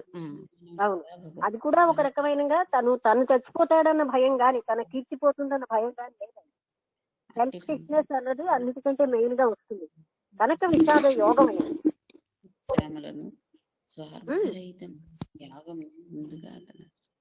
ఎవరు మాట్లాడుతున్నారు? అందుకని దాని పేరు పెట్టినా మనకి పర్వాలేదు. ఇప్పుడు మోక్షించిన కోరికన్నా అది కోరిక కాని కోరిక అంటారు. అలాగా కంపాషన్ అనే దాంతో మానవాళ్ళంతగా ఇంత బాధల్లో ఉన్నారా అనే దానికి వెళ్ళాడు. వెళ్ళాక వచ్చిన వాళ్ళ బాధ తీర్చాలని వచ్చాడు. ఎందుకంటే ఆయన పర్పస్ ఆఫ్ లైఫ్ అదనమాట. అదే గాని సామాన్యులందరూ ఏంటంటే ప్రజలకు నన్ను ఇంత గుర్తిస్తున్నారన్న దగ్గర ఆగిపోతారు. అలాంటి కంపాషన్ తో ఆగట్లేదు వాళ్ళు. Okay okay. ఇక్కడ శ్లోకం మేడం వినిపిస్తోందండి? వినిపిస్తున్నారు. 11వ శ్లోకం, 2వ విషయం. నేను ఒక్క నిమిషం ఇంగ్లీష్ ది హెడ్డింగ్ చదివిస్తాను, ఆ తర్వాత చదవండి. Nachiketas second wish, understanding of the sacrificial fire. Madam ఈ సెకండ్ విష్ కాదండి, ఫస్ట్ విష్ ఇచ్చినది ఇంకా చదవాలి. 11వ శ్లోకం తర్వాత మీరు చదువుతున్నది. అచ్చా, కరెక్ట్. అవును. యథా పురస్తాద్ భవితా ప్రతీతః ఔద్దాలకివా రుణి మత్ ప్రసృష్ట. ఔద్దాలకివా రుణి మత్ ప్రసృష్ట. ఔద్దాలకుడు లాగా. మరి ఏదైనా మీరు పదానికి అర్థం కానీ తాత్పర్యం కానీ చదివింది. ఇంకా 2 లైన్లు ఉంది మేడం. సుఖం రాత్రిః శయితా వీతమన్యుః త్వాం దదృశివాన్ మృత్యుముఖాత్ ప్రముక్తం. వీతమన్యు అంటే అన్ని వదిలేస్తున్నాడు. చదవండి. తాత్పర్యం చదివేనా అండి? తాత్పర్యమైన పదార్థమైన తాత్పర్యమే చదివేది. అరుణుని కుమారుడు నీ తండ్రి అయిన ఉద్దాలకుడు నిన్ను చూసినప్పుడు మునుపు మాదిరే నీ పట్ల ప్రవర్తిస్తాడు. నా అనుగ్రహం వలన రాత్రులందు దిగులు లేక నిద్రిస్తాడు. నా నుంచి తిరిగి వెళ్తున్న నిన్ను చూసి కోపగించుకోడు అని చెప్పి మొదటి వరాన్ని యమధర్మరాజు నచికేతునికి ప్రసాదించాడు. అర్థం చదవంటే ఒక లాభం ఏంటంటే అన్నోని పదానికి అర్థం తెలుస్తుంది కూడా. అంటే ఒకసారి చదవండి కొన్ని పదార్థం కూడా ఒకసారి. అరుణుని కుమారుడైన ఔద్దాలకి ఉద్దాలకుడు పురస్తాత్ మునుపు యథా ఎలాగో ప్రతీతః గుర్తించి మన్ప్రస్రష్ట నాచే అనుమతి పొందిన రాత్రులందు సుఖంగా శయిత నిద్రించగలడు. మృత్యుముఖం నుంచి ప్రముక్తం తిరిగి వెళ్తున్న త్వాం నిన్ను దదృశివాన్ చూసిన వాడై వీతమన్యుహు కోపరహితుడు భవిత అవుతాడు. అర్థం దీనివల్ల మళ్ళీ మనకి ఎప్పుడైనా పదాలు వస్తే అర్థం తెలుస్తాయి. కోపరహితుడు అవుతాడు అంటే నిన్ను చూసి కోపించుడు, పూర్వంలాగే నేను రిసీవ్ చేసుకుంటాడు, నువ్వు బాగానే ఉంటాడు. Yama says, your first boon is granted and you will be recognized by your father, who will be happy to receive you, who has returned with knowledge. What is the second boon? ఇంకా రెండో వరం ఎంత కావాలని అడిగి మొదటి వరం చూస్తుంది. 12వ శ్లోకం అది చదివిదా? నేను చదివిదా? 12వ అండి, 12వ శ్లోకం చదువుతున్నాను మేడం. 2వ శ్లోకం అది 2వ వరం. అది 2వ వరం, అది 12వ శ్లోకం. స్వర్గే లోకే న భయం కించన్ నాస్తి నా తత్రత్వం నా జరయా బిభేతి. స్వర్గలోకంలో నాకేమీ కూడా భయం ఏమి ఉండకూడదు. తర్వాత ఇంకోటి ఏంటంటే నా కర్తృత్వం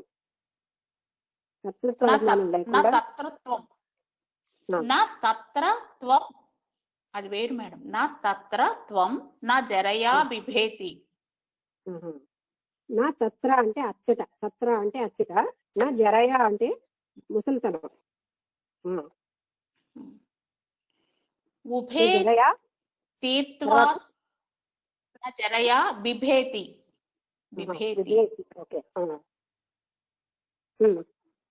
భయపడడు. నా బిభేతి అంటే భయపడడు. ఉభే తీర్త్వా శనాయా పిపాసే. ఉభే తీర్త్వా శనాయా పిపాసే శోకాతిగో మోదతే స్వర్గలోకే. అంటే శోకానికి అతీతంగా స్వర్గలోకంలో ఎలా ఆనందిస్తూ ఉంటారో ఆ విధంగా తను చేయమంటున్నాడేమో. ఒకసారి పదార్థం చదవండి. స్వర్గే లోకే స్వర్గంలో కించన కించిత్తు భయం నా అస్తి ఉండదు. తత్ర అక్కడ త్వం నువ్వు నా లేవు. జరయ వృద్ధాప్యం చేత నా బిభేతి భయపడడు. స్వర్గలోకే స్వర్గంలో ఉన్నవాడు అసనాయా పిపాసే ఆకలి దప్పులను ఉభే రెండింటిని తీత్వా అతిక్రమించి శోకాతిగం శోకరహితుడై మోదతే ఆనందిస్తాడు. తాత్పర్యం: స్వర్గంలో కించిత్తు కూడా భయం ఉండదు. మృత్యుదేవతవైన నువ్వు కూడా అక్కడ లేవు. అక్కడ ఎవరూ వృద్ధాప్యం వల్ల భయపడరు. వారికి ఆకలి దప్పులు రెండూ ఉండవు. వారు శోకరహితులై ఆనందంలో మునిగి ఉంటారు. అంతే అంతే చెప్పాడు. ఇంకా చెప్పలేదు. ఇంకా సెకండ్ పార్ట్ ఉంది మేడం. అందులోనే లేదా? అది కూడా చదివేమంటారు? ఇందులో లేదు మేడం. అది 12వ శ్లోకంగా వచ్చింది. అయితే అదే ఫస్ట్ ఈ శ్లోకంలో మాత్రం స్వర్గం యొక్క వాసస్తుల కోసం చెప్పాడు. వాళ్ళకి జరామరణాలు అంటే వస్తువు కానీ లేకపోతే అక్కడ నువ్వు ఉండమంటే ఎముడు స్వర్గంలో ఉండడు కదా. అందుకని వాళ్ళకి ఏమో ఆకలి దప్పులు ఉండవు, వృద్ధాప్యం ఉండదు. వాళ్ళు ఎప్పుడు కూడా ఆనందంగా ఉంటారు. ఈ సెకండ్ పార్ట్ కూడా చదివేనా? చదువు. తెలుగులో సెకండ్ పార్ట్ వెంటనే ఇచ్చారు మేడం. సత్వమగ్నిం స్వర్గ్య మధ్యేషి మృత్యో స్వర్గ్య మధ్యేషి మృత్యో ప్రబ్రూహి త్వం శ్రద్ధదానాయ మహ్యం.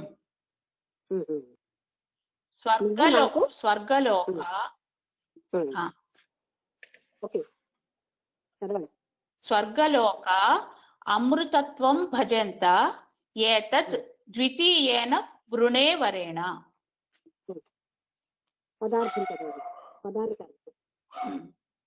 మృత్యో యమధర్మరాజా స్వర్గలోకాః స్వర్గంలో జీవించేవారు అమృతత్వం అమరత్వాన్ని భజంతే పొందుతారు. స్వర్గం అగ్నిం స్వర్గలోకానికి తీసుకుని పోగల యాగాన్ని గురించి సహత్వం నీకు అధ్యేషి తెలుసు. శ్రద్ధధానాయ శ్రద్ధావంతుడనైన మహ్యం నాకు త్వం నువ్వు ప్రబ్రూహి ఉపదేశించు. ఏతత్ దీనిని ద్వితీయేన రెండవ వరంగా వృణే కోరుకుంటున్నాను. యమధర్మరాజా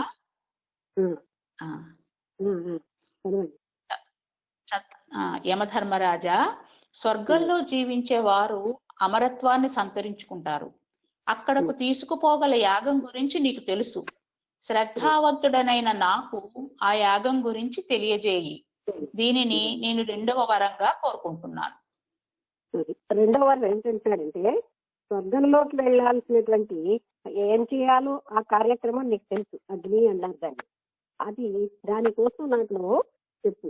ఎందుకంటే రెండో వరంగా నేను కోరేది స్వర్గానికి వెళ్ళడానికి. Nachiketas asks, Lord, I have heard that in heaven there is supreme satisfaction. There is no death. People are youthful with no fear of old age.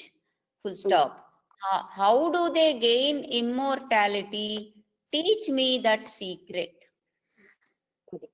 వాళ్ళు డెత్ లేనటువంటి అమృతత్వాన్ని ఎలా పొందారో నాకు ఆ సీక్రెట్ చెప్పు. అంటే వాళ్ళకి వృద్ధాప్యం లేదు, డెత్ లేదు, అమృతత్వంతో ఉంటారు. ఆ అమృతత్వాన్ని నాకు బోధించు. ఆ సీక్రెట్ నాకు చెప్పని అడుగుతాను. Gods in heaven experience only birth, youth and growth, no old age and death. అంటే స్వర్గంలో యవ్వనం ఉంటుంది, పుట్టుక యవ్వనమే ఉంటుంది, కానీ వాళ్ళకి ముసలితనం మృత్యువు రావు. There are two heavens, the lower and the higher. రెండు రకాలైనటువంటి స్వర్గాలు ఉన్నాయి, కిందది మీదది. The lower one referred to in the Puranas is Indraloka and the higher one is Brahmaloka. Lower heaven ని ఇంద్రలోక వలన ఎవరు మాట్లాడుతున్నారు? అదే ఉండు ఒకసారి, ఒక్క నిమిషం.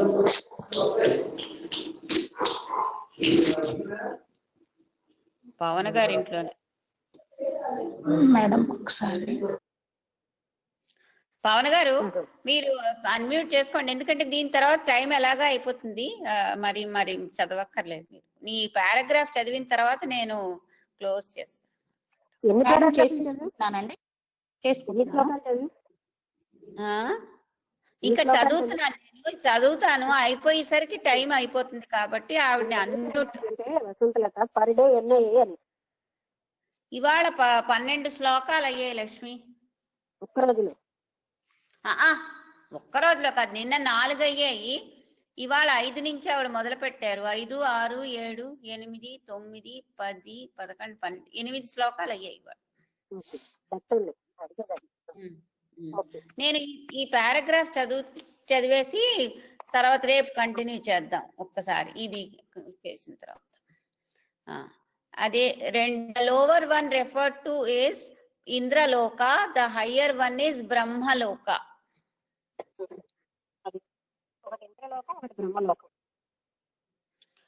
Nachiketas may be referring to both of them.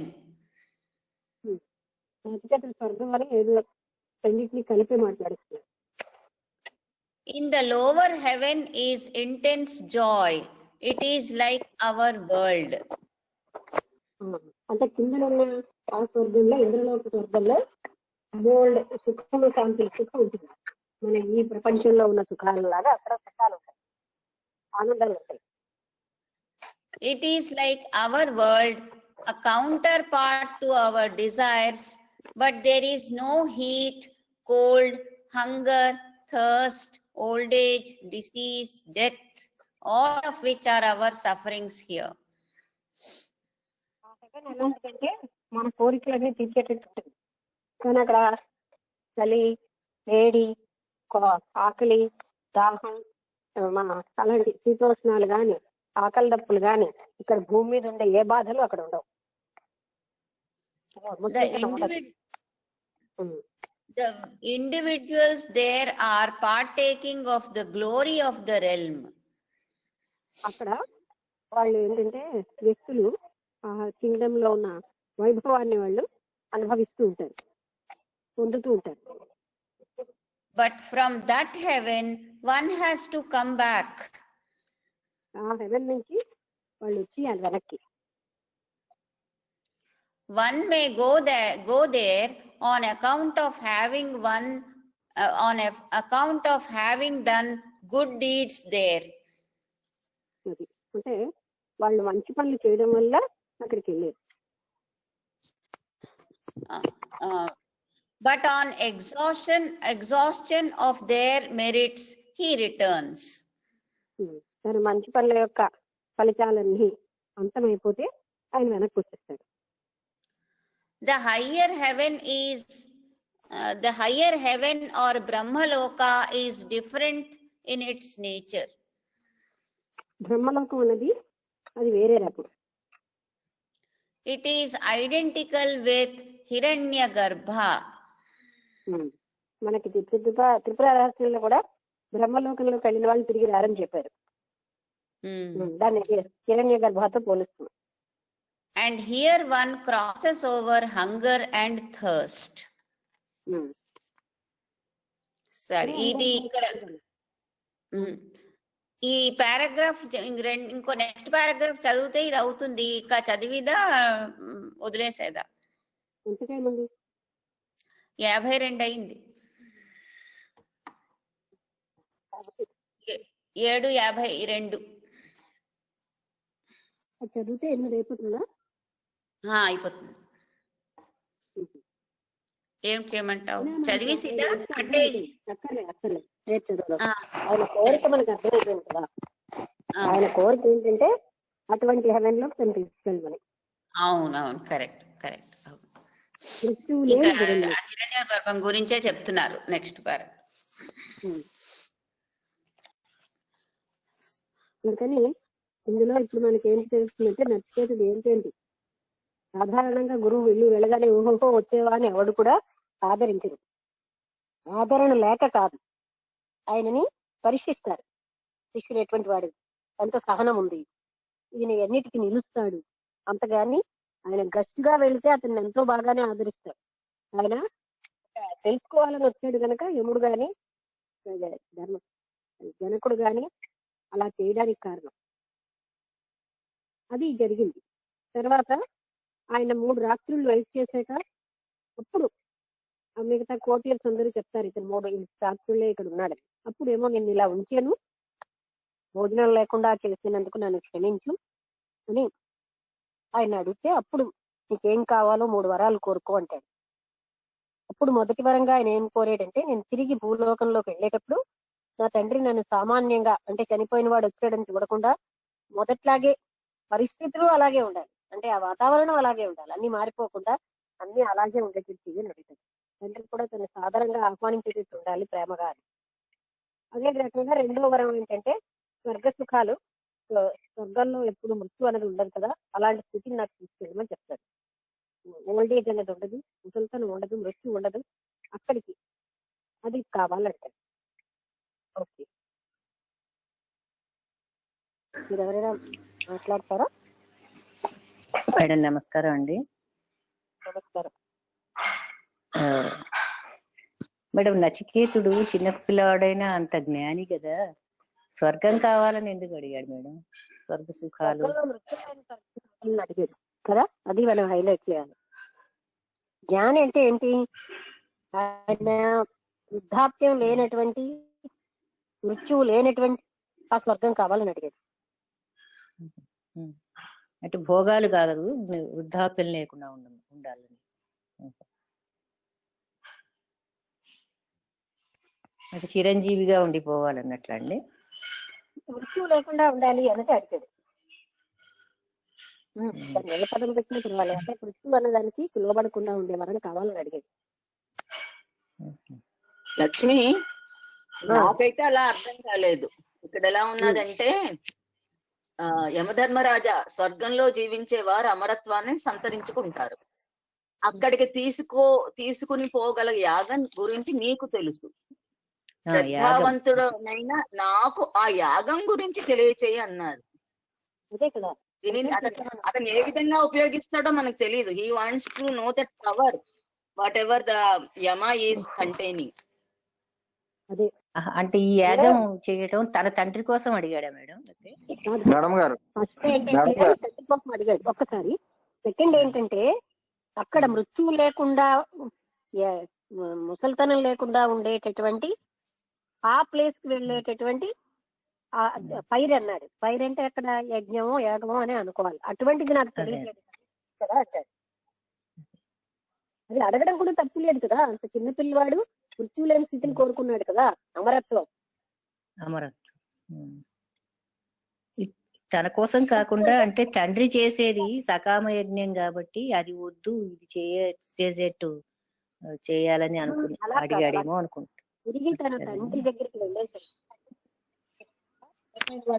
చూడకుండాను రెండోది ఆయన అమరత్వం కోరుకుంటున్నాడంటే అదేంటి చిన్న విషయం కాదు కదా.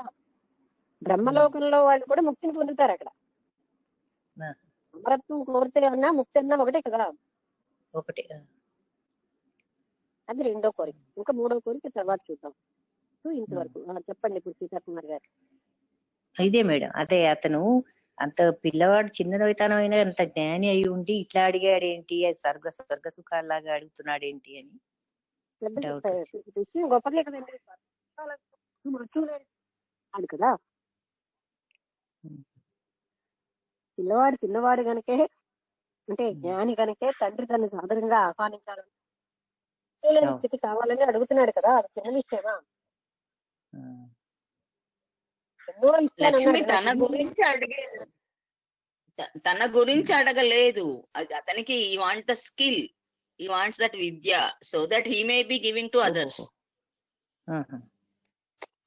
అడిగేది ఓకే, తన గురించి అడిగినా అదేంటి ముక్తి అన్నది పేరు, అంటే మృత్యువు లేని తనం అంటే అది చిన్న కోరిక ఏంటి, అదే అల్టిమేట్ కోరిక.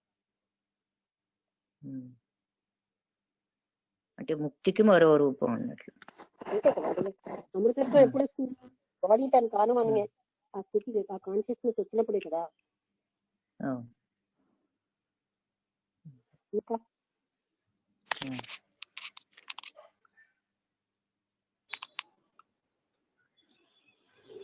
నారాయణ గారు ఏదో చెప్తున్నారు. నారాయణ గారు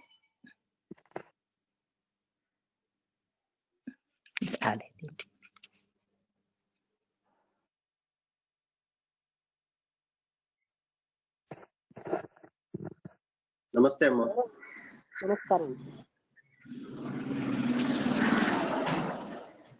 కఠోపనిషత్తులో ఈరోజు మాలాంటి వాళ్ళం అందరం కూడా ముఖ్యంగా తెలుసుకోవాల్సినటువంటి విషయాలు ఏమొచ్చాయంటే, అతిథిని సత్కరించకపోతే గృహస్థుడి యొక్క సమస్త ఐశ్వర్యాలు ఎలా నశిస్తాయి, అతిథి సత్కారము చాలా యోగ్యమైనది, సాక్షాత్తు పరమేశ్వరుడే అతిథి రూపంలో వస్తాడు, అభ్యాగతి స్వయం విష్ణు అన్నాడు. ఈ అతిథి అభ్యాగతులు కూడా విష్ణు స్వరూపంగానే దైవ స్వరూపంగానే భావించాలి అనే విషయాన్ని ఇక్కడ బాగా తేటతెల్లం చేశారు. అలాగే నచికేతుడు యమధర్మరాజు దగ్గరికి వచ్చేటప్పటికి యముడు ఆ ఊర్లో ఉండడు అనమాట, ఆ ప్రదేశంలో లేడు.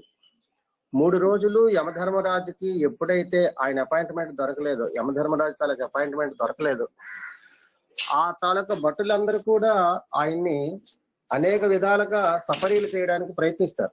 కానీ యముడితోనే నాకు సంవాదం, కానీ యముడు ఎప్పుడు వస్తే అప్పటి వరకు నేను ఆహారం ముట్టకుండా ఉంటానని ఆయన ఒక తపస్సులాగా 3 రోజులు కూర్చుని పోతారు. అంటే 3 రోజులు నిరాహారంగా ఒక అతిథి మన గృహంలో ఉంటే ఆ యొక్క శాపం, ఆ యొక్క దుఃఖం ఆ యజమానికి ఎంతగా పీడిస్తుంది అని ధర్మం తెలిసిన వాడు, జ్ఞానం తెలిసిన వాడైనటువంటి యముడికి వేరెవరు చెప్పవలసిన పని లేదు.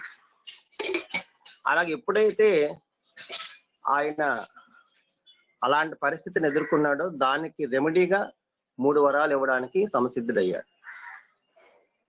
ఇక్కడ మరొక కోణంలో మనం చూస్తే, సహజంగా యముడు అనేవాడు ప్రాణాలు తీసేవాడని, అందరినీ భయపెట్టేవాడని, దుఃఖానికి శోకానికి కారణభూతుడని మనందరిలో అభిప్రాయం ఉంది, అంటే మా లాంటి వాళ్ళందరిలో. కానీ యమధర్మరాజు గొప్ప ఆధ్యాత్మికవేత్త, గొప్ప తత్వజ్ఞాని, గొప్ప గురువు. అంటే యముడు కూడా గొప్ప గురువు అని చెప్పడమే ఈ నచికేత ఉపాఖ్యానంలో గొప్ప స్థితి. ధర్మానికి పూర్తి అనుభవించిన ధర్మం ఆయన. అందుకే ఏమంటారంటే, యముడు శిరస్సు మీదంట ఒక పర్వతానికి తలంట్రక కట్టి ఉంటుందంట. ఆ తలంట్రక పర్వతంతో నిలబడుతుంది, ఆ తలంట్రక ఆధారంగా పర్వతం నిలబడుతుందంట. అంటే దాన్ని ఉపమానంగా చెప్తారు. ఎప్పుడు ధర్మం తప్పిపోతే యముడి మీద ఆ పర్వతం పడుతుందంట. అంటే ఇప్పుడుకొచ్చి యముడి మీద ఆ పర్వతం పడలేదంటే యముడు అంత ధర్మవర్తి అనిపిస్తుంది. అంటే మనం పురాణాల్లో చూసిన విషయాలని జ్ఞాన దృష్టితో చూస్తే అందరూ కూడా వాళ్ళ విధులు నిర్వహిస్తున్నారే తప్ప ఏ జీవి యందు ఎవరికి వైరం లేని వాళ్ళుగానే కనిపిస్తారు. సాక్షాత్ యముడంటే అందరికీ భయం. అలాంటి యముడు కూడా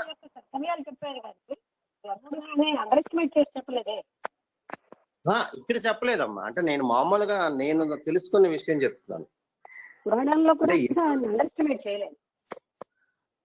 అంటే జనరల్ గా జనాల్లో, మామూలు పామర జనాల్లో అందరిలో కూడా యముడంటేనే భయం అని ఆయన పేరు కలవడమే ఒక అపశకునంగా భావించే వాళ్ళు చాలా మంది ఉన్నారు కదా పాపం. జనానికి వస్తువు అంటే భయం, వాళ్ళు చేసిన పాపకర్మలు ఫలితాలంటే భయం. అది ఎందుకు ఎలా జరుగుతాయి? అదే అందుకే ఈ కఠోపనిషత్తు చదవడం వల్ల గాని, వినడం వల్ల గాని యముడి యొక్క దివ్యమైన జ్ఞానం మీద మనకి గొప్ప అవగాహన కలిగే అవకాశం ఉన్నది. అలాగే మీరు అన్నట్టుగా ఇప్పుడు 2వ వరం కూడా ఆయన తన కోసం కాకుండా లోకంలో విశ్వదిద్యాగం యొక్క పరిపూర్ణమైనటువంటి ప్రాముఖ్యతను వివరించమని చెప్పాడు. అంటే లోకానికి తన యొక్క ఆ యజ్ఞం యొక్క ప్రాముఖ్యత తెలిస్తే అందరిలోని త్యాగబుద్ధి కలిగేటువంటి అవకాశం ఉంటుంది. తన వద్ద ఉండే సమస్త సంపద కూడా దానం చేసేయడమే సరే ఆ ఆ యజ్ఞం పాయింట్ యొక్క అండి తర్వాత తను చెప్తాడేమో కానీ ఇప్పుడు ఏంటి అడుగుతున్నాడంటే తనకి వృద్ధాప్యం లేనటువంటి ఆ స్వర్గ సుఖాలు ఉన్న స్వర్గంతో పాటు మృత్యు లేని స్థితి కావాలని అడుగుతున్నాడు. అది ఇక్కడ హైలైట్. రెండో వరం అండి. ఆ యజ్ఞాన్ని ఆయన ఏమిటి ఏ రకంగా చేస్తాడని మనకు తెలియదు, కానీ అటువంటి స్వర్గానికి వెళ్ళే యజ్ఞం కోసం అడిగాడు. అంటే అందులో మృత్యు లేకుండా ఉండాలి, తర్వాత వృద్ధాప్యం లేకుండా ఉండాలి, అన్ని రకాల సుఖాలు ఉండేటటువంటి ఆ బ్రహ్మలోకానికి అటువంటి వెళ్ళడానికి కావలసిన ఫైర్ ఏమిటో చెప్పు, నీకు అవన్నీ తెలుసు కదా అని అడిగాడు. అంటే అది తన కోసం కాకుండా లోకం కోసం అడుగుతున్నాడు. అవన్నీ మనం ఇప్పుడు ఆపాదించొద్దు, ఎందుకంటే ఆయన అడిగాడు. అర్థమైందా? అంతే మనకు తెలుసు. ఇప్పటికి మూడో వరం వచ్చేసరికి మళ్ళీ మూడో వరం అత్యంత కీలకమైంది ఇక్కడ యాక్చువల్లీ చెప్పాలని. ఇది కూడా కీలకమైంది.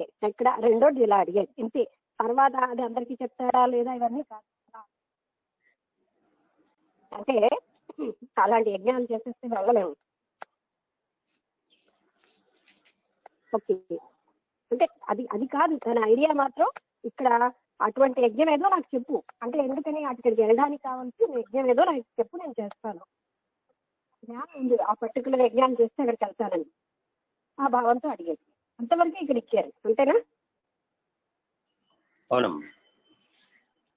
అది అంటే ఇక్కడ మేడం అడిగారు కదా, అంటే నచికేతుడు ఇంత గొప్ప ప్రయోజనం ఇదంతా మన డ్రెస్ ఇప్పుడు అవన్నీ ఇప్పుడు యాడ్ చేయదు అంటున్నాను. తర్వాత చూద్దాం.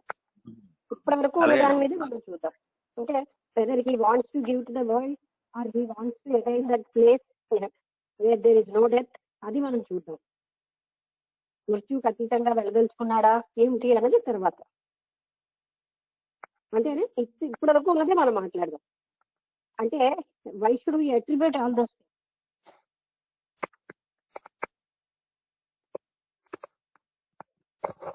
అట్రిబ్యూట్ చేస్తూ పోతుంటే బోల్డ్ అట్రిబ్యూషన్స్ వస్తాయి ప్రతి దానికి. ఆయన ఎక్కడ తన కోసం అడగలేదు. అలా అయితే మనం స్వార్థం ఆపాదిస్తున్నాం, కానీ తండ్రి బాధపడకూడదని అడిగాడు. ఇందులో స్వార్థం ఏముందండి? హలో లక్ష్మి, అక్కడ నాకు చాలా నచ్చింది ఏంటంటే, తండ్రి అంటే కోపంగా నిన్ను మృత్యువుకు అర్పించుతాను నువ్వు మృత్యు దగ్గరికి వెళ్ళిపో అని అన్నాడు కదా, నేను ఎక్కడికి వెళ్తానంటే. అలాంటి తండ్రికి కూడా అతను ఫ్రీ ఫ్రమ్ యాంగర్ గా ఉండాలి, అతని మనస్సు కామ్ గా క్వైట్ గా ఉండాలి, హ్యాపీగా ఉండాలి అని తండ్రి కోసం ప్రార్థించాడు. అంటే అది ఎంతో చాలా టచింగ్ గా అనిపించింది నాకు అక్కడ. అంటే అందులో ఎక్కడ స్వార్థం ఏం లేదు, అస్సలు లేదు. ఏ విషయంలోనే స్వార్థం లేదు. ఆయన అడిగిన దాంట్లో జాగ్రత్తగా పరిశీలిస్తే స్వర్గ సుఖాల కోసం కాదు.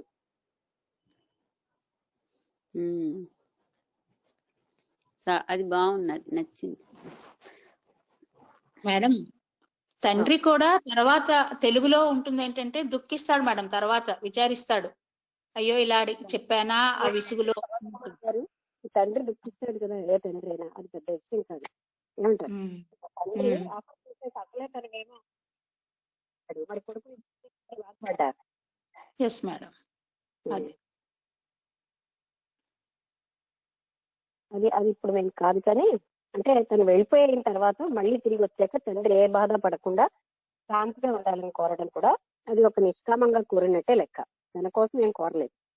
అయినా మహాజ్ఞాని అని అనడంలో ఏంటి, జ్ఞాని అంటే మాత్రం ఎప్పుడు కూడా అంటే రాముడు జ్ఞాని, మరి అంతా ఆత్మతత్వం అంతా తెలుసుకున్నాడు కదా ఒక టైంలో. అదే ఏ అవతార పురుషులైనా కొంత టైం తెలుసుకున్నాకే వాళ్ళు ఆత్మతత్వంతో ప్రకాశిస్తున్నారు. అది అంత బాగా కోరేయడం అనేది చిన్నవాడైనా అది మనం ఆలోచించాలి. ఎక్కువ ఓవర్ ఎస్టిమేట్ చేసేస్తున్నాం చిన్నవాడైనా అని. చిన్నవాడైనా మరి 12 ఏళ్లప్పుడు రాముడు యోగ వాసిష్టంలో ఎన్ని ప్రశ్నలు అడిగాడు, అది అవన్నీ అయ్యాక ఆయన జ్ఞానం అవుతాడు.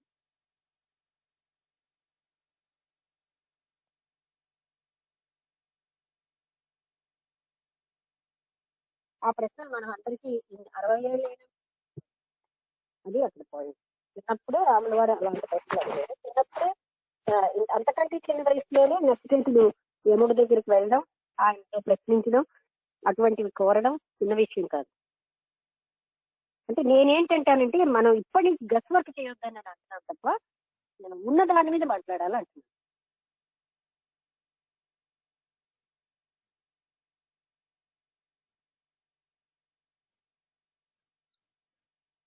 ఓకే,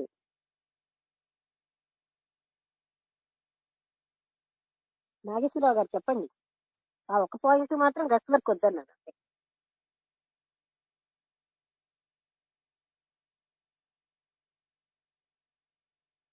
హలో,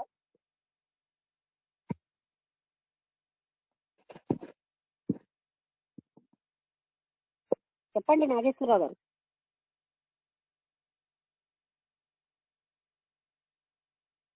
హలో నాగేశ్వరరావు గారు, అయిపోయిందా చెప్పడం?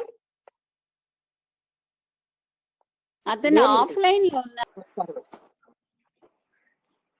ఈరోజు ఈ చాలా బాగుంది మేడం గారు ఈరోజు క్లాస్. అంటే ఒక అతిథిని ఎలా మనం ఆదరించాలనేటువంటి టాపిక్ చాలా బాగుంది.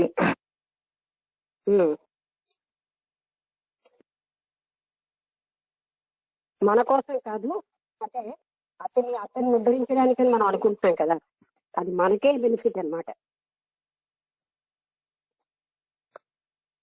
ఓకే,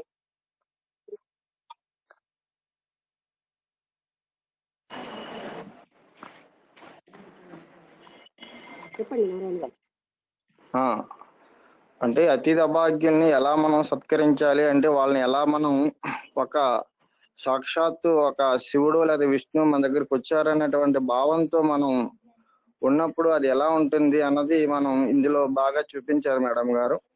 అయితే నా జీవితంలో చాలా సార్లు ప్రత్యక్ష సానుభవంగా జరిగినటువంటి సిచ్యువేషన్స్ అంటే ఎన్నో సార్లు మీ దగ్గరికి రావటం, తర్వాత మొన్న కూడా రీసెంట్ గా ఒక ఇంజనీరింగ్ కాలేజ్ ఒక ప్రొఫెసర్ మీద పట్టుకుని ఆ రోజు ఏంటనుకున్నామంటే ఎందుకు మేడం గారు కష్టం కలిగించడం, మా 1 గంట దాకా ఉండి 10 గంటలకు వెళ్ళిపోతున్నాం కదా, 1 గంట దాకా ఉండి వచ్చేద్దాం మేము అనుకున్నప్పుడు మీరు అప్పటికప్పటికి మాకు భోజనం చక్కగా వండి పెట్టడం, మాకు ఆదరించడం, ఇలా అంతకు ముందు కూడా విజయనగరం నుంచి ఒక ఇద్దరిని తీసుకొచ్చినప్పుడు అంటే ఎన్నిసార్లు మీ దగ్గరికి వచ్చినా సరే ఇదేదో కష్టమైనటువంటి పని కాదు, ఒక మంచి అంటే ఒక భగవత్ స్వరూపులు మా ఇంటికి వస్తున్నారు అనేటువంటి దృక్పథంతో అది మీకు క్లియర్ గా చూసాము.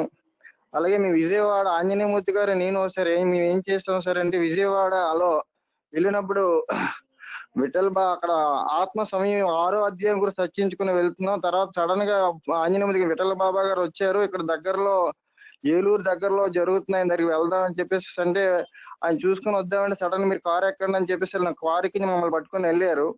ఆ రోజు నైట్ వాళ్ళు ఎవరో మాకు తెలియదు, మేమెవరో వాళ్ళకి తెలియదు. ఎంతో ప్రేమతో ఎంతో ఆదరంతో వాళ్ళు ఎంత బాగా మమ్మల్ని ఆదరించారంటే ఇప్పటికీ మేము మర్చిపోలేకపోతున్నాం అనమాట. అంటే అలాంటి గొప్ప సద్భావన ఎలా వచ్చిందంటే విఠల బాబా గారి యొక్క వాళ్ళ యొక్క ఆధ్వర్యంలో వాళ్ళ యొక్క సత్సంగంతో, అప్పుడు సత్సంగం జరిగింది రాత్రి 12 వరకు సత్సంగం అయింది మేడం గారు. అంటే ఈ సత్సంగం వల్ల ఏం జరుగుతుందంటే ఇలాంటి సత్పురుషుల యొక్క స్పర్శ చేత, వాక్కు చేత, దర్శనం చేత మనలో ఏవి దుష్ట స్వభావాలు అయితే ఉన్నాయో ఆ స్వభావాలు పోయి మనలో మంచి అంటే మనం వచ్చినటువంటి వాళ్ళు ఈశ్వర స్వరూపులైనటువంటి ఇదంతా కూడా మనందరం కూడా ఒక ఆత్మ స్వరూపులమే, భగవత్ స్వరూపులమే అని చెప్పి ఒక మంచి భావన. అంటే ఎవరు వచ్చినా సరే అది లక్షలు తెల్లవారు మమ్మల్ని పట్టుకొచ్చి చాలా దూరం మమ్మల్ని కారులో పట్టుకొచ్చి మమ్మల్ని దింపి తెల్లవారు కూడా అంటే ఎంత బాగా అంటే అసలు నిజంగా ఇంట్లో వాళ్ళు కూడా ఇలా చేస్తారా అని మాకు అప్పటికప్పుడు కనిపించింది అనమాట. అలా విషయం మనం అంటే మీ దగ్గర ఎన్నోసార్లు ఇది చూసాం ప్రత్యక్ష స్వానుభవంగా. అలాగంటే చక్కగా అంటే ఇలాంటివి మనం నిజ జీవితంలో మనం చూస్తుంటాం. ఈ అతిథి అభాగ్యుల్ని ఎలాగ మన దగ్గరకు వచ్చిన అతిథిని ఎలా సత్కరించాలో అది చూసాం మేడం గారు. అలాగే నచికేతుడు అంత చిన్న వయసులో దీని అంతటినీ కూడా దీన్ని సమన్వయం చేసుకోవటం, వాళ్ళ నాన్నగారి గురించి ఇది చేయటం, అంటే నాన్నగారి ఎముడికి ఇచ్చేస్తామన్నా సరే ఆయన ఆ నాన్నగారి మీద ఏం కోపం తెచ్చుకోకుండా ఇవన్నీ చేయటం, అంటే ఇవన్నీ కూడా మనం మన నిజ జీవితంలో కూడా మనం అంటే దీని ద్వారా అంటే ఈ నసికోపతాఖ్యానం ద్వారా మనం ఎన్నో తెలుసుకోవాల్సిన మనకి మంచి విషయాలు ఉన్నాయి. దీన్ని ఏంటంటే మీ ద్వారా మాకు వినటం అంటే అది క్లియర్ గా అంటే అక్కడ ఏదైతే సత్యమైతే ఉందో అది మీరు కరెక్ట్ గా మాకు క్రోడీకరించి చెప్పడం మా పూర్వజన సుకృతి మేడం గారు. అంటే ఇది యమధర్మరాజు అంటే ఏదో మనకి ఇది కాకుండా అంటే అందులో గొప్ప ఎలాంటి జ్ఞానం మనకి క్లియర్ గా ఇందులో అర్థం అవుతుంది. ఇందులో కఠోపనిషత్తులో ఇంకా ముందు ఇంకా చాలా బాగుంటది మేడం గారు. సో చాలా సంతోషం. ఎందుకంటే ఇలాంటి ఆత్మజ్ఞానానికి సంబంధించినటువంటి ఇలాంటి గ్రంథాలను మా అందరికీ అందించి అంటే ఈ గ్రంథాలు మీ ద్వారా వినటం వల్ల మాలో ఒక గొప్ప మనకు గొప్ప యోగం అనేది వస్తుంది మేము క్లియర్ గా నమ్మదు. ఎందుకంటే చాలా విషయాల మీద ఆసక్తిగా పూర్తిగా పోయి ఏదైతే మనం దేని గురించి వచ్చాం అసలు ఆత్మదర్శనం ఈ జన్మలోనే పొందలేదు, చనిపోయి పొందేది కాదు అని చెప్పేసి మాకు క్లియర్ గా అర్థమైంది మేడం గారు. దాని గురించి తీవ్ర ప్రయత్నం చేస్తున్నాం. తప్పకుండా ఈ జన్మలోనే మీ కృప వల్ల అందుకుంటామని చెప్పి నేను ఆశిస్తున్నాను మేడం.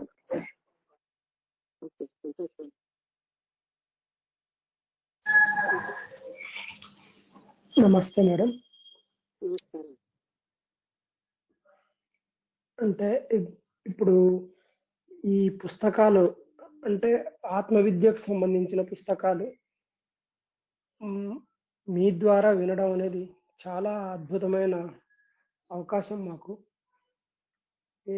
ఎందుకంటే అవి ఎంత స్వతహాగా చదివినా, ఎంత శ్రద్ధతో చదివినా, ఎంత పాండిత్యంతో చదివినా, ఎంత విజ్ఞానంతో చదివినా అవి సరైన దిశలో అర్థం చేసుకునే శక్తి అయితే మాకు లేదు. ఎందుకంటే అది ఎక్కడ ఏ విధంగా దాన్ని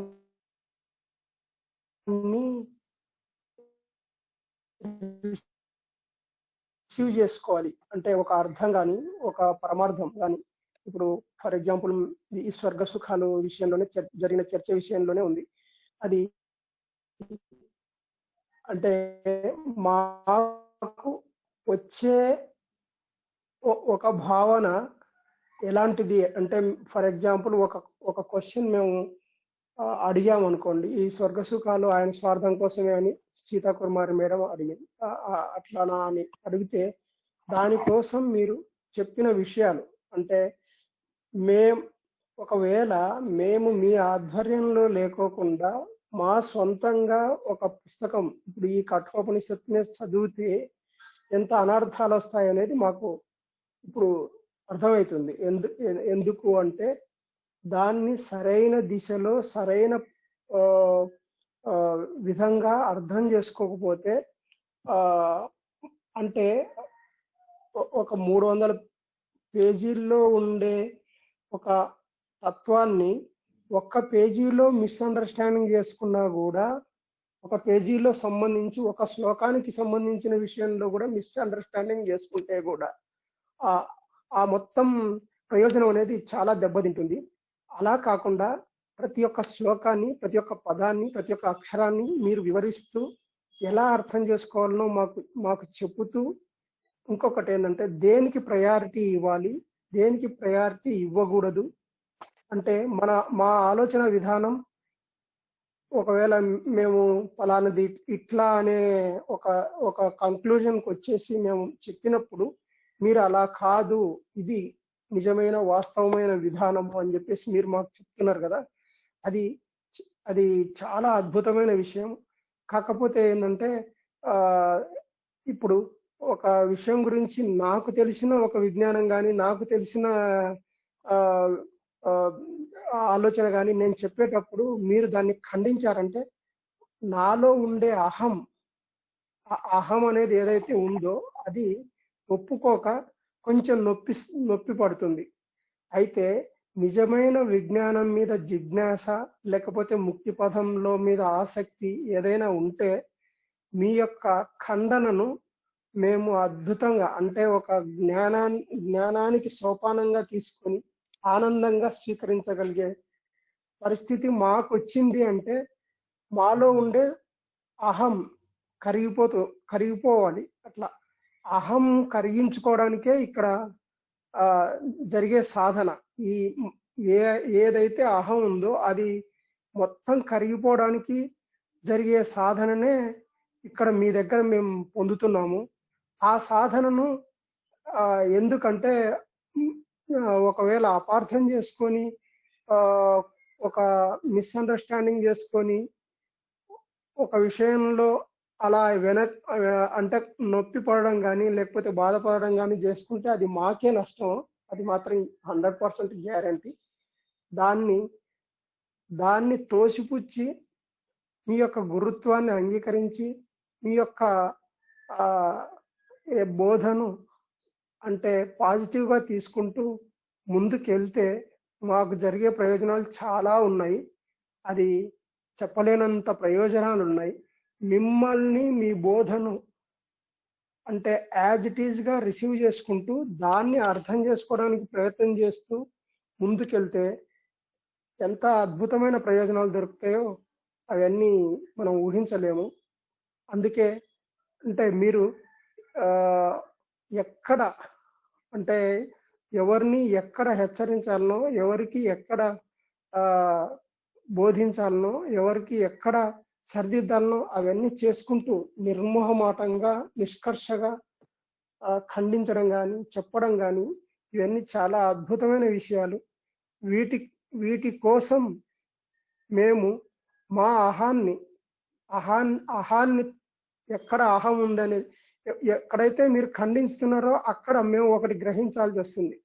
ఆ అహం అనేది తగ్గించుకోవాలి. అంటే మాకు ఎక్కడ అహం ఉందనేది అది గ్రహించడానికి ప్రయత్నం చేయాలి. అంతకు తప్ప వేరే విధంగా ఏది ఆలోచించకూడదు. మీ యొక్క బోధను ఒక విశాలమైన దృక్పథంతో కానీ ఒక మంచి ఉద్దేశంతో కానీ తీసుకొని ఎంత ముందుకెళ్తే అంత ప్రయోజనం అనేది మాకు దక్కుతుందనేది నేను అనుకుంటున్నాను. కాబట్టి అంటే మీరు చెప్పే విధానంలో ఇంకా ఎవరు అంటే ఆ ఎక్స్ప్లెనేషన్ కానీ ఆ యొక్క తపన కానీ అంటే మాకు ఒక నిజమైన మార్గదర్శకత్వం ఇవ్వాలా అనే మీ తపన ముందు మేము ఇవన్నీ లెక్క చేయకుండా ముందుకెళ్ళాలని నా ఆశ. ఇదే అంటే ఇప్పటివరకు అయితే ఇదే జరుగుతున్నది. మీరు నిక్కచ్చిగా చెప్పడం కానీ ఒక విషయాన్ని ఎలా అర్థం చేసుకోవాలి అంటే ఆ స్పష్టమైన ఒక దారి అనేది మాకు అంటే మేము ఎలా ఆలోచించాలో ఎలా ముందుకెళ్లాలో కూడా ఒక అద్భుతమైన మార్గనిర్దేశకత్వం మీ ద్వారా దొరుకుతున్నది. అంటే ఇది సామాన్యమైన విషయం కాదు. కాబట్టి ఇలానే స్థిరంగా నిలబడి మీ యొక్క మీరు బోధించే జ్ఞానాన్ని తీసుకొని దాన్ని మననం చేసుకొని కొంచెం అంటే మనం ఏదో మేరు పర్వతాన్ని ఇమీడియట్ గా ఎక్కుతాం అనేది కాదు, కానీ కొంతవరకైనా స్టెప్ బై స్టెప్ పైకి ఎక్కడానికి ప్రయత్నం చేసి ఆ యొక్క లక్ష్యాన్ని సాధించడానికి ఉపయోగపడుతుందని నేను అనుకుంటున్నాను. Thank you madam. ఎవరైనా మాట్లాడుతున్నా?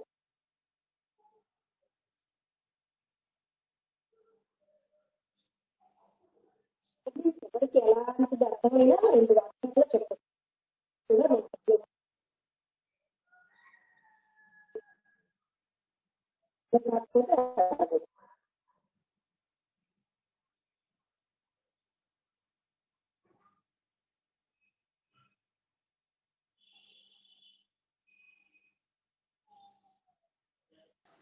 చెప్పండి. అదే మధ్యలో ఫోన్ వచ్చింది, అందుకే మళ్ళీ బయటకు వచ్చాను. అదే నేను మిమ్మల్ని పిలిచాను, అది అదే మధ్యలో ఫోన్ వచ్చింది, అందుకే బయటకు వచ్చాను, మళ్ళీ ఇప్పుడు ఆన్ చేసి. మనం చదివిందాన్ని మనం మాట్లాడతాం ఉన్నదే చాలు. ఆయన ఏం ప్రాపంచికంగా నాకు బిల్డింగ్ కావాలని, నాకు ఇల్లు కావాలని అని అడగలేదు. 90 ఏళ్ళు అడిగినా నాకు ఆయుధాయిని నేను బతికేటట్టు చెయ్యి, నేను భూమి మీదే నాకు ఎన్నో భోగాలు ఇచ్చేటట్టు చెయ్యని అడుగుతాడు కదా. ఆయుధాయం కావాలని, సంపదలు కావాలని అడుగుతాడు. అలాంటివి ఒక 60-90 ఏళ్ల వాళ్ళు కూడా అవే అడుగుతారు. అలాంటివన్నీ అడగలేదు కదా, భూమి మీద ఉన్న సుఖాలు ఏమి అడగలేదు. అదే చాలు, చాలా పెద్ద కోరిక ఆ వ్యవస్థకి.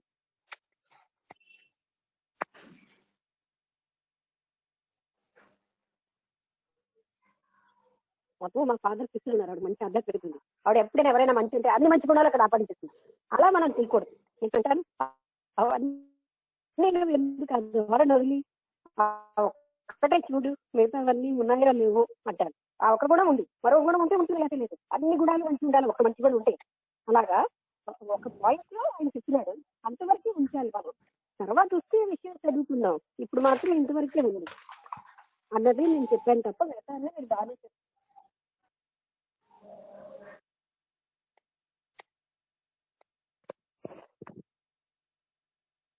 చెప్పండి, మీరు సడన్లో ఆఫీసర్ కదా ఆగేశ్వరరావు గారు, వినబడుతుందా? అదేనమ్మా నేను అంటే ఇంతకుముందు ఈ ఈ సబ్జెక్ట్ మీద చెప్పేనన్న ఉద్దేశంతో చెప్పానమ్మా. దాని మీద చెప్తున్నాను, చదవండి తర్వాత చూద్దాం. తర్వాత అంటే మేడం గారు కూడా ముందు డౌట్ ఎక్స్ప్రెస్ చేశారు కదా, మేడం గారు కూడా ముందు డౌట్ ఎక్స్ప్రెస్ చేశారు కదా, అందుకోసం అప్పుడు కూడా నేను అది చెప్పాను కదా. అలాంటి ఆ వేలు మనం ఆలోచించక్కర్లేదు. అతను అలాంటి ఉద్దేశంతో అడగవచ్చు, కాకపోవచ్చు, అదంతా ఇప్పుడు మనం అప్లై చేసుకోలేదు అంటున్నాను.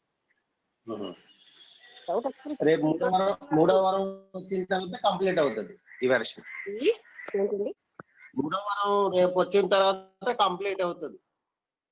అది కాదు, ఇక్కడైనా ఆయన ఎంత పెద్దది అడిగాడు చెప్పండి. ప్రాపంచికమైన ఏ కోరిక అడగలేదు. స్వర్గంలో మృత్యు లేని స్థితిని అడిగాడంటే చిన్న విషయమా? అంటే అది ఎవరికి అడిగాడండి? తనకి అడిగాడా, తన తండ్రికి అడిగాడా, లోకంలో అందరికి అడిగి గురించి అడిగాడా, ఏంటండి? మృత్యు లేని స్థితి అంటే ఏంటండి? మోక్షం అడుగుతున్నాడు ఆయన, అంతేనా? బ్రహ్మలోకంలో ఉన్న వాళ్ళందరూ మృత్యు లేని స్థితికి వెళ్ళిపోతారు, వెనక్కి రారు. అంటే నేను అన్నాను కాదమ్మా, ఒక్కసారి రెండో వారం మరొకసారి చదవమని చెప్పండి అమ్మా ఎవరైనా. చెప్పమా, నేను చెప్తాను. ఆయన మళ్ళీ చదువుదాం రేపు కావాలంటే, ఇప్పుడు చదివే వాళ్ళు ఇప్పుడు చదవకపోవచ్చు, కానీ ఆయన ఏమడుగుతున్నాడంటే తన్ని జరా ముసలితనము, అన్ని రకాల ఆకలి దప్పులు లేని స్వర్గము, ఎక్కడైతే మృత్యు ఉండదో అలాంటి స్వర్గానికి తీసుకెళ్ళమని అడుగుతున్నాడు. అందుకు ఇంట్రడక్షన్ కూడా బ్రహ్మలోకం అని ఇంద్రలోకం అని రెండు ఉన్నాయి. బ్రహ్మలోకంలో మృత్యు ఉండదు అని మనం కూడా త్రిపురారాష్ట్రంలో చదివాం. బ్రహ్మలోకంలోకి వెళ్ళిన ప్రతి ఒక్కడు కూడా మృత్యు అంటే అమృతత్వాన్ని అంటే మోక్షాన్ని పొందుతాడు బ్రహ్మతో సహా. అందుకని మనం ఆ విషయం యాజ్ ఇట్ ఈస్ తీసుకున్నా it self is high wish.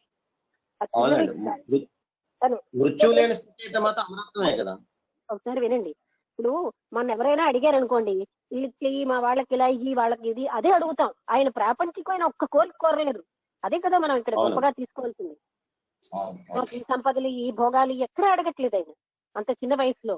అది మనం అబ్జర్వ్ చేయాలి, కానీ ఇంకా ఎక్కువతనాన్ని అక్కడి నుంచి ఆపాదించక్కర్లేదు. నేను అన్నది అది. లక్ష్మి నేను కంప్యూటర్ ఇంకా ముగియలేదు, నేను చదవమంటావా? అది అదే 13 స్టాంజా శ్లోకానికి అర్థము తెలుగులో.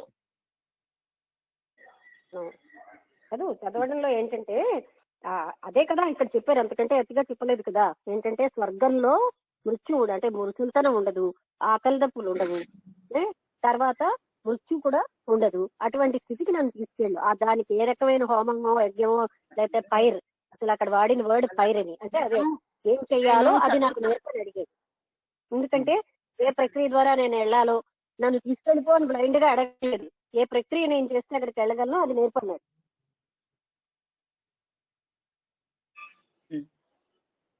యమధర్మరాజా, స్వర్గంలో జీవించేవారు అమరత్వాన్ని సంతరించుకుంటారు.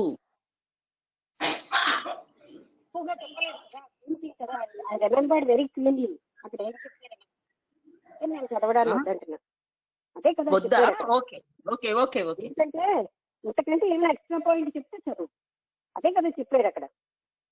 నేను బోతింగ్ కొంచెం డిఫరెన్స్ ఉన్నది, అందుకని నేను 10 సార్లు అంటున్నాను. అక్కడికి తీసుకుపోగల యాగము గురించి నీకు తెలుసు. నేను అదే చెప్తున్నాను కదా, ఏ ఫైర్ ఏ యజ్ఞం అయితే నన్ను అక్కడికి తీసుకెళ్తుందో అది చేయించేది తీసుకున్నాను చెప్పు అని అడిగేది. అంతేగాని డైరెక్ట్ గా నన్ను పెట్టి అని అడగలేదు. అదే నేను చెప్తున్నాను, వెంటలేదు. అది ఆల్రెడీ మనం 2 లక్షలోనే చదివాం. దాని పద అర్థం చదివాము, తాత్పర్యం చదివాం, ఇది చదివాం ఇంగ్లీష్ లో కూడా. దాని మీనింగ్ అటువంటి తీసుకెళ్ళడానికి ఏ ఫైల్ అన్నాడు ఇంగ్లీష్ లో, యజ్ఞము యాగము తెలుగులో అంటున్నారు. ఏది అవసరమో దాన్ని నాకు నేర్చుకొని అడిగారు.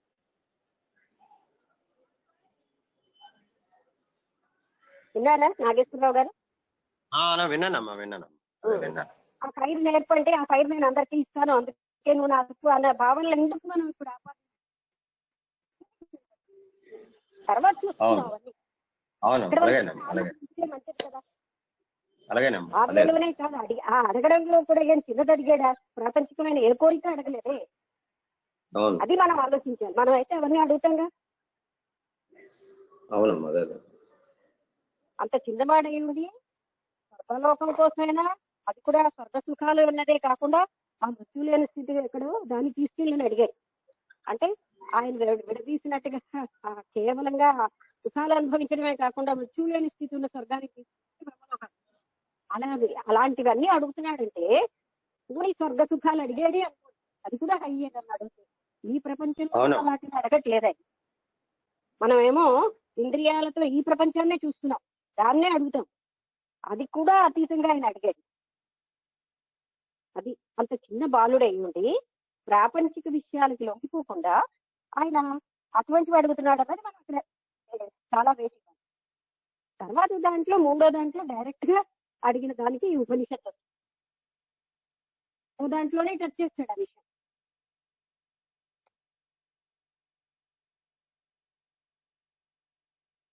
ఏంటంటే ఉన్న దాన్ని పట్టుకునే మనం ఆలోచించవచ్చు కదా, దానికి మనం ఎన్నెన్నో అర్థాలన్నీ ఆపాదించలేదు.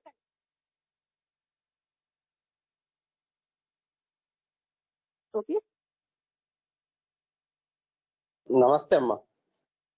ఇంకేదైనా చెప్తే చెప్పండి. లేదమ్మా, అయిపోయింది. రేపు మళ్ళీ మీ ప్రసంగంలో విషయాలు తెలుసుకుందాం. ఓకే.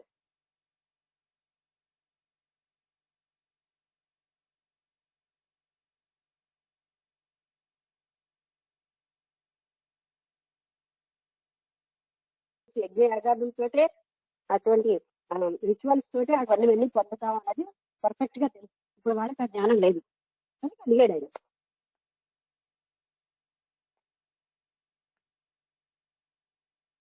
ఇప్పుడు వాళ్ళకి ఏంటంటే తెలుసు ఆ ఏదో అన్నది క్రమంగా వాళ్ళకి తెలియదు, ఒక ముఖ్యమైన అభిప్రాయంగా ఉండిపోయింది.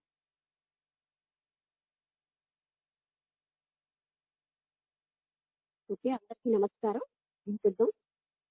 అక్కడ ఏదో అది సరిగ్గా అర్థం కాల నాకు, అది ఏమైందో అనుకుని అడుగుదాం అనుకున్నాను. సరే అందరి చెప్పనా? చెప్పండి. బుద్ధుడు కీర్తి కోసం ప్రజల దగ్గరికి వచ్చి తిరిగి మళ్ళీ బోధలు చేసాడు అని ఆయనకి ఆపాదించారు. అది నేను ఖండించాను. బుద్ధుడు రాలేదు. ఎవరు ఆపాదించారు? ఎవరో ఒకరు, అవన్నీ కాదు. నేను చెప్పేది ఏంటంటే పాయింట్ అక్కడ పాయింట్ ఎవరు చెప్పారు అంటారు అంటే వ్యాఖ్యాత అన్నాడా లేకపోతే ఎట్లా అని అది అడుగుతున్నాను. అఫ్కోర్స్ వ్యాఖ్యాత. అయితే నేనేమన్నానంటే బుద్ధుడికి ఎప్పుడు కూడా అన్నిటికీ అతీత స్థాయి చిన్నప్పుడే వెళ్ళిపోయాడు, ఇంకా కీర్తి కావాలని లేదు. ఆయన కోరిక కూడా మానవాళి యొక్క దుఃఖం పోగొట్టాలనే తపస్సు చేశాడు. తాను మోక్షం పొందాలని కానీ తను పుణ్యం పొందాలని తపస్సు చేయలేదు. అటువంటి వాడికి ఇంకా ఇంటికాడికి ఎక్కడ ఉంటుంది? అది చాలా తప్పుగా ఆపాదిస్తున్నారు. బుద్ధుడిని ఎగ్జాంపుల్ గా తేవడం రైట్ కాదు అన్నట్టు. ఓకే, అదే అది అంటే ఆయన లోక కళ్యాణార్థం ఉండి అందరికీ సేవ చేశాడు అనే విధంగా చెప్పారు. అవును, అదే అన్ని అర్థమవుతున్నాయి. డిస్కషన్ బాగా అవుతుంది కదా అని నేను వింటూ ఉన్నాను. మళ్ళీ ఏముంది కదిలిస్తే ఆ ఫ్లో పోతుందని ఆగిపోయాను. సరేదండి, సంతోషం. కలుద్దాం మళ్ళీ రేపు రాత్రికి కలుద్దాం.